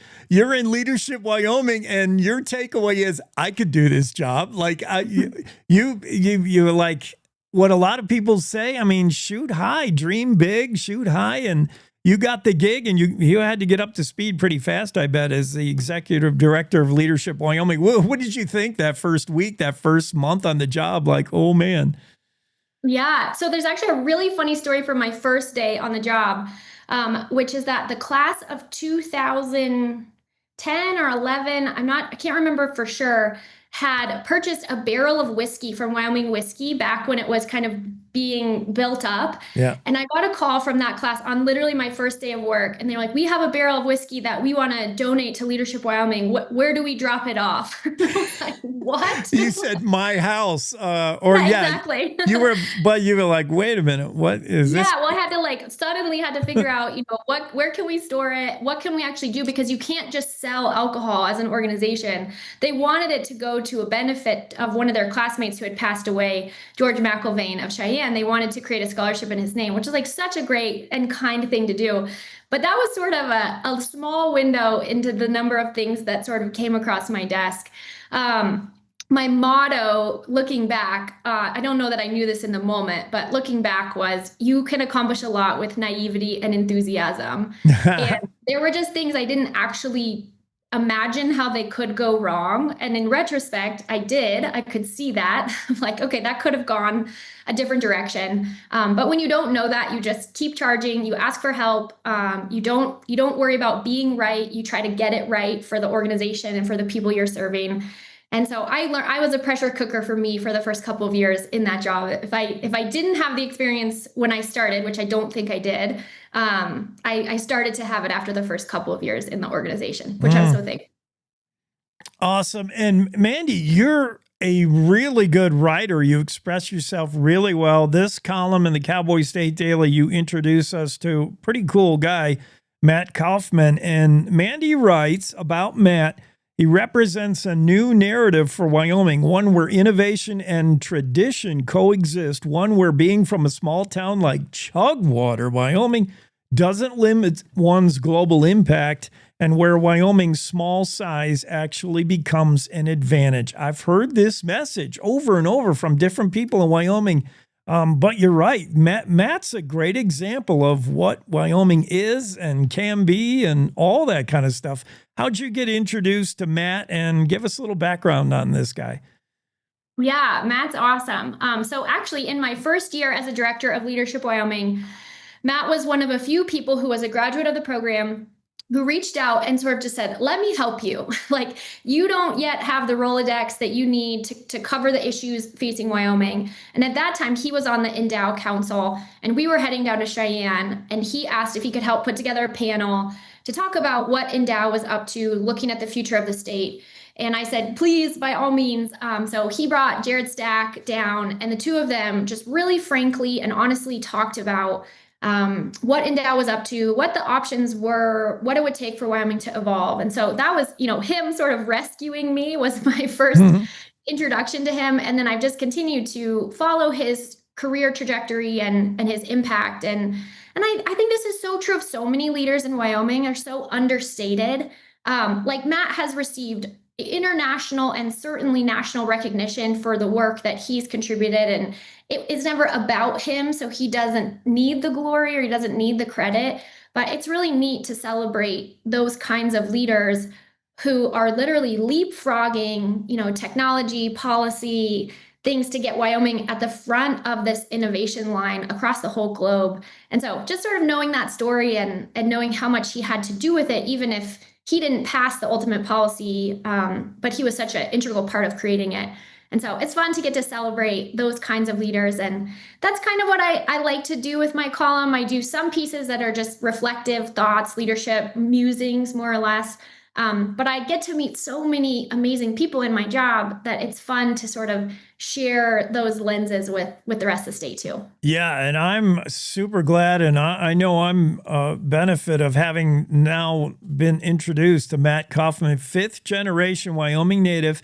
And by the way, for those of you who have not read the piece, go read it from Mandy Fable. But Matt's frontier, we haven't said, but Matt's thing, his jam is stuff like blockchain, cryptocurrency, digital assets, the whole digital landscape that a lot of us sort of know enough to be dangerous about. But what Matt's forte is, he, as you write, he has the ability to see what's coming. And how crucial is that for Governor Gordon and the state of Wyoming to understand not only, okay, what's blockchain, what's crypto, but to see what it's going to mean for the state, to be able to give us that foresight. Oh, man, that's incredibly important for Wyoming, I would imagine. Yeah, and I don't know if I put this story in there ultimately, but it stands out from chatting with him that a couple of years ago, there was kind of some big buzz of cryptocurrency, and everybody started sort of shaking their head of like, see, this is why it's not going to work. There's these problems. And what was so interesting is that the policies that Wyoming legislature had already approved had already set a set of parameters and policy that would have avoided this problem. So again, the national level, people were looking to Wyoming's precedent to say, okay, if we had this in place like Wyoming did, that we could have avoided this. And so that's where I think Matt's background as an attorney, but also just as a really smart person, he can sort of help imagine where those things might go and what they need. They need, people call it a sandbox, but they also need boundaries, and they need, ways to function properly. There's bad actors in every industry. And so he's been really exceptional about helping create some of those parameters and being a gatekeeper to keep those bad actors from taking advantage of Wyoming people or policy. And so, yeah, it's really inspiring. Yeah, that's words from Matt himself in your story about, he said, I take the role as gatekeeper for Wyoming economic ecosystems very seriously. I don't want to see ventures that might harm Wyoming's reputation. He doesn't want to see people getting on the wrong end of crypto or whatever it is. We know the volatility of Bitcoin, but Wyoming's working on stuff like that. And thanks to Matt, hopefully we'll get the stable coin more stable, the stable token. Matt's beginning is so Wyoming. Oh my goodness. How do you birth a guy like this who's got 1 foot in the future in technology and 1 foot rooted in Wyoming and tradition and stuff like that? Well, you start out in Chugwater and your parents are marketing the award-winning chili from there. That's so crazy. Yeah, I didn't actually know this story until interviewing Matt. I knew he was from Chugwater, but I didn't know that his family was one of 5 families. It's such a classic story. They literally bought the recipe from a state cook-off, chili cook-off, and then started to work on how they could scale it and, just pack the seasonings down to be distributed. And so he and his siblings would spend evenings and weekends packing and labeling and getting it ready to be shipped out. And so that entrepreneurial spirit and also that grit to know sometimes you just have to buckle down and do the work, and that's how you have success. And so it's really cool to just picture little Matt doing that. And then what I love about that is I think sometimes when people grow up in a small town, they think, I got to get out of here, or there's nothing here for me. And Matt has had experiences all over the world and still loves Wyoming and wants Wyoming to be home. And it's where he wanted to raise his kids. And I think so many of us are here because we choose to be here. This may not be the easiest path for us or the most job opportunity. But I think Matt's a great example of, if you're the best in your field, the work will come to you. Companies from all over the world and the globe contact Matt to represent him or to learn from him. And so it doesn't just because you want to be here doesn't mean you have to settle for less in your life and in your career. And I just think Matt's such a good example of that. Yeah, that's a great example of, like we said at the top, that being from a small town, Wyoming isn't a hindrance. It can be an advantage. Use it to your advantage. Not a place you're trying to escape. It's a place where everyone wants to be, Wyoming. And we're glad to have a guy like Matt here. You're going to leave us for Pennsylvania for a little while. Tell us about being selected as notable civilian leader. You're going to attend the National Security Seminar at the U.S. Army War College. What's that about? Yeah, so actually I just got back last Thursday. Or last Friday, I guess. It was Sunday night through Thursday of last week, and it was just a phenomenal experience. The Army War College does a 10-month residency program for military leaders. So lieutenant colonel or colonel level, and mostly U.S., but some international partners as well. So there's 360 military leaders. And then the last week of that 10-month residency, they bring in 160 civilian leaders from across the country. So people who are in positions of influence or responsibility, or maybe connections to military, maybe not. And then we got to sort of just drop into their last week together and hear from top level military advisors, historians, kind of the full gamut, leadership talks. And their goal is to dialogue between military and civilian, because their world's a little bit insular. And certainly so many of us, myself included, just really don't have a full picture of what's happening on a global level or even a national level with our military. And so it was just 5 days of deep immersion and learning and, mind-blowing considerations and thoughts. So it was really a great experience, and I feel so lucky I got to go. That's pretty neat. That's a great talk we've had with Mandy Fable. She's the executive director of Leadership Wyoming, by the way. She's been running that whole thing for 8 years now. Mm-hmm. All right. And when you find her out and about, if you can catch her away from the office, chances are she's going to be out there hiking, mountain biking, maybe with her husband, Brian, maybe with, you got Stokes mountain biking yet? Oh, yeah, definitely. Awesome. Thanks for dropping in, Mandy. It's been fun having you on. Thanks, Jake. Have a great day, everyone. Yeah, have a great Monday. That's Mandy Fable, the Cowboy State Daily Show with Jake, Executive Director of Leadership Wyoming, a fantastic program that does the state proud.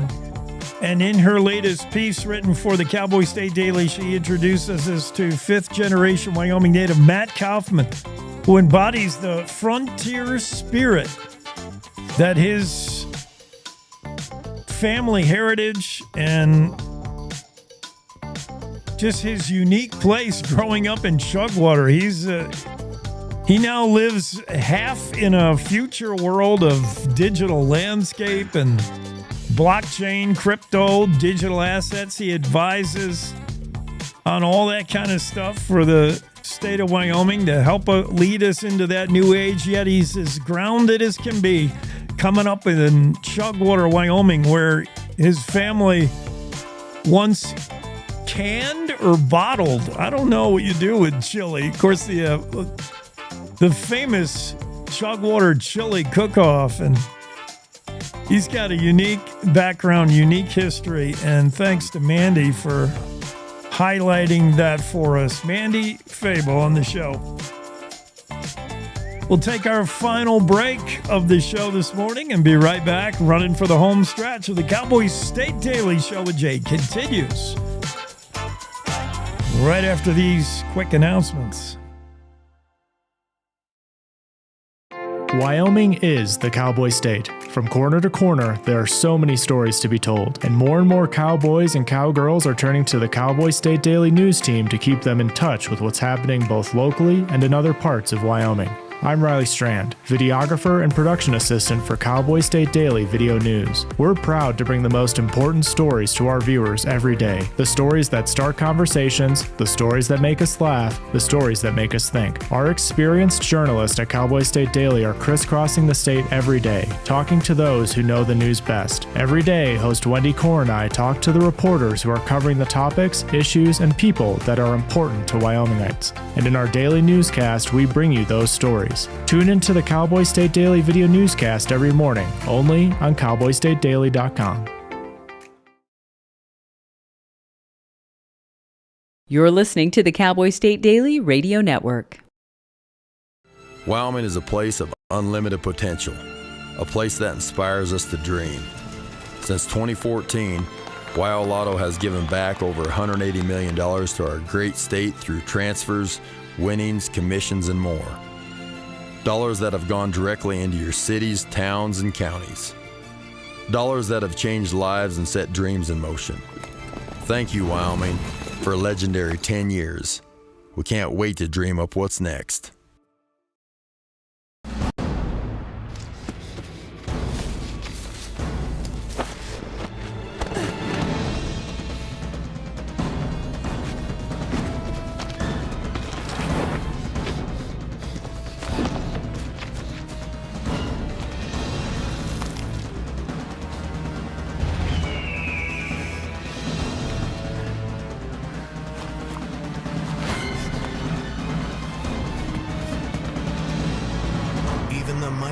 Might not see it coming.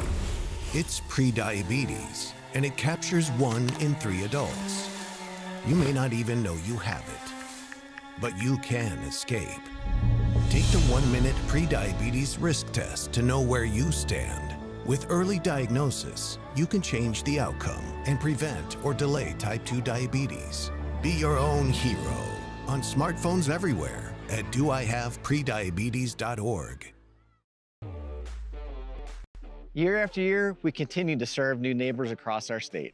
For over 40 years, our trust in wealth management services have grown our roots in Casper. And now we're excited to have offices in 3 Wyoming cities. We're here to help you achieve your financial goals and provide the kind of service that you expect from a Wyoming business. Because at Hilltop Bank, community means Wyoming.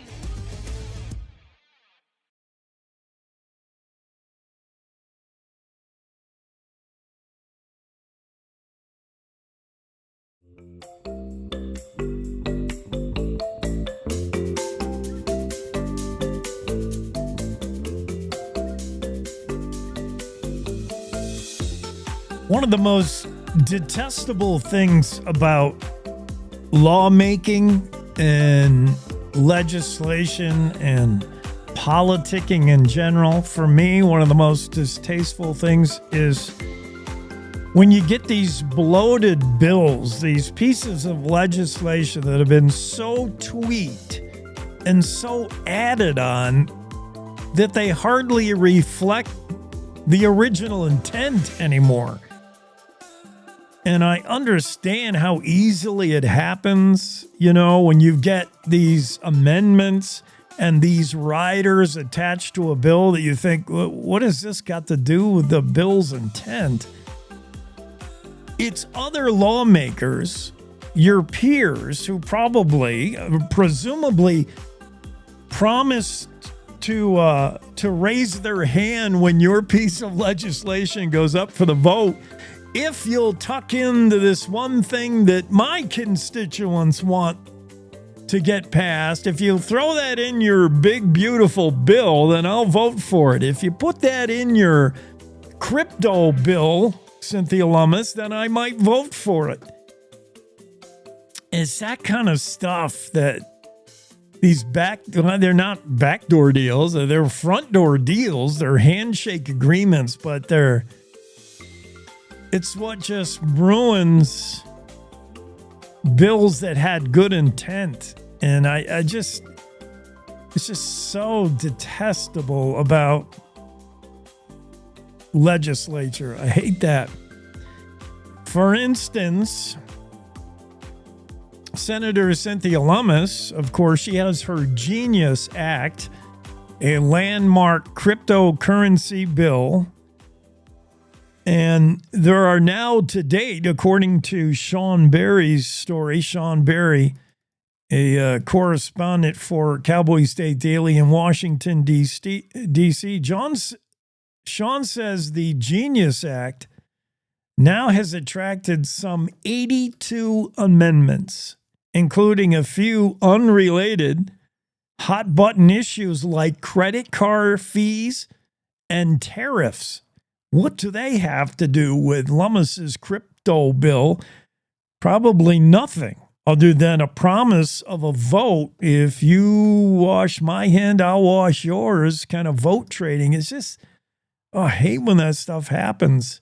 Cynthia Lummis's Genius Act would regulate a category of cryptocurrency called stable coins, and the large majority of the amendments pertain to the bill's subject matter, a large majority of the 82 amendments. But some lawmakers, including at least 2 Republicans, are using the bill as a general purpose vehicle, hitching up legislation that has nothing to do with crypto, much less stable coins in particular. Sean Berry has a very interesting story on the common practice of sticking amendments and riders and other pork barrel type legislature to some of these bloated bills. Can you imagine the stuff that's in the big, beautiful bill that's reportedly 1,000 pages long? You got at least one lawmaker who admits to not reading the whole thing. I forget who that was. How many? Oh, Marjorie Taylor Greene. She's the one who announced, Representative Marjorie Taylor Greene, Republican of Georgia, announced Tuesday on X that she did not know about a certain section that we're going to talk about in a second because she had not read the whole thing. And who could, who would, and who has read the whole thing? I wonder. Yeah, I would like to ask anyone who's voted or is going to vote on this. The bill is more than 1,000 pages long. And Chris Rothfuss, for instance, wondered if Representative Harriet Hageman had read it all. Rothfuss says, I don't know whether our representative, when she cast her vote for this awful bill, had read that provision. The provision we're going to talk about is AI. In fact, we first learned of this on the Cowboy State Daily Show last week when we had a guest on and we talked a little bit about AI, and that was Representative Daniel Singh of Cheyenne. He co-chairs the Legislative Select Committee on Blockchain, the Select Committee on Blockchain, Financial Technology, and Digital Innovation Tech. Daniel Singh was on the other day, and he said the 10th Amendment is being just run over by the U.S., by the bill, the big, beautiful bill. He said in this bill, if anybody cares to read it, basically it paves the way for the feds. In fact, it mandates that the federal government be in charge of all AI advancements. Any artificial intelligence advancements made in the next decade, according to this bill, should be initiated by the federal government. And it prohibits states, any of the 50 states, for doing any kind of participation in or doing any kind of AI tech and advancement of their own. In other words, the big, beautiful bill says Big Brother is going to take care of AI. We're going to decide where AI is going in the future. We from Washington, D.C. are going to do artificial intelligence. You states may have something to contribute, but we're not interested, at least for the next 10 years. That's not fair, said Daniel Singh. The states are being robbed, said Daniel Singh when he was on the show last week. Claire McFarland must have been watching the show because she wrote a story in the Cowboy State Daily. You can find it in today's Cowboy State Daily. If you get the newsletter, it was included in the newsletter. Wyoming legislators warn one big, beautiful bill could let AI run wild. The story from Claire McFarland, recapping the appearance of Representative Daniel Singh on this show last week when he talked about what was tucked in that bill. Somewhere in the 1,000 pages of the big, beautiful bill is legislation that would prevent Wyoming from coming up with its own ideas on AI, or any other state for that matter. And that sounds, a little weird. Singh's co-chair is Senator Chris Rothfuss. He's a Democrat out of Laramie, and he said, I think I agree with Singh. There you go, a Republican and a Democrat agreeing on something. Rothfuss says, I think it's a horrible policy. I don't know who lobbied their way to a success story where they got that inserted into the legislation. Clearly, it was not well known nor well understood, as that bill seemed to have passed unread. And I think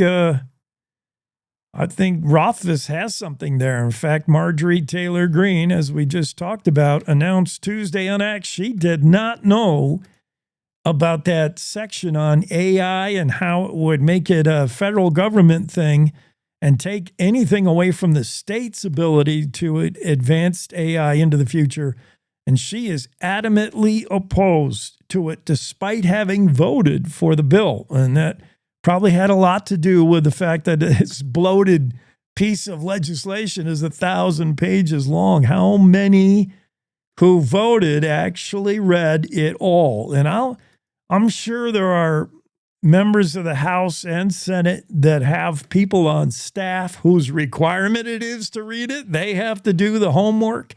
And hopefully they're smart enough to know to be able to tell their bosses, hey, in this big, beautiful bill, there's this thing about AI that sounds kind of disturbing. Heads up. Hopefully our lawmakers read it, all of it, and hopefully they have someone reading it who knows what they're doing. But it's two instances of how bills get so big, so bloated. 82 amendments piled onto the landmark Lummis-backed crypto bill. That story from Sean Berry. And Claire McFarland's story about Wyoming legislators warned that the one big, beautiful bill could lead to AI kind of running wild, or at least AI running according to how our federal government wants it to run. In a complete abrupt segue and gear shifting, we go to Sydney Sweeney and her bathwater soap. It's so, by the way, we announced this last week that Sydney Sweeney would be selling her used bathwater in a soap in cooperation. It's a partnership with Dr. Squatch. And we announced it would be going on sale. And we, speculated as to how popular that would be, how many people would want Sydney Sweeney's used bathwater. Apparently, a lot of people. It's sold out in seconds due to high demand. By the way, Sydney Sweeney, I wondered if Sweeney was talked into this by the people at Dr. Squatch. Apparently not. Apparently, this idea originated from Sydney Sweeney herself. She made the pitch to have her used bathwater go into a soap. And by the way, that soap, it's sold out. The limited supply sold out in seconds. And we're now seeing it show up on places like eBay, where a single bar of soap made from Sydney Sweeney's used bathwater is selling for $2,000 a pop on eBay. So, wow. If you were wondering if it would be successful or not, yeah, it is. And one final story from TCD, the cool down. Scientists have made surprising discoveries in the waters offshore beneath wind farms. You know, these wind turbines that have been placed out in the ocean offshore, which is kind of cool because nobody has to look at them and be bothered by them. They're actually, there's evidence they're actually helping sea life beneath them. What's going on? What about the wind turbine would aid the proliferation of sea life beneath them? They find animal populations are thriving beneath these wind turbines, including thornback rays, multiple shark species, and other fish are showing populations flourishing underneath the wind turbines. Well, maybe something as simple as there are laws in place prohibiting trawling fishing anywhere near the turbines. So obviously the ocean wildlife has learned that anything, they're safe underneath the turbines. Probably has nothing to do with the actual mechanics of wind turbines in the ocean, but just the fact that trawling for fish is prohibited there. That's probably it, I would think. That's going to do it for us. It wraps up on Monday in the Cowboy State Daily Show with Jake. We'll see you again tomorrow, same time. Everybody have a great Monday.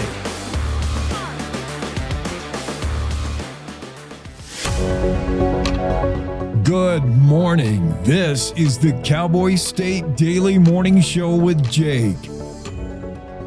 The new way Wyoming wakes up.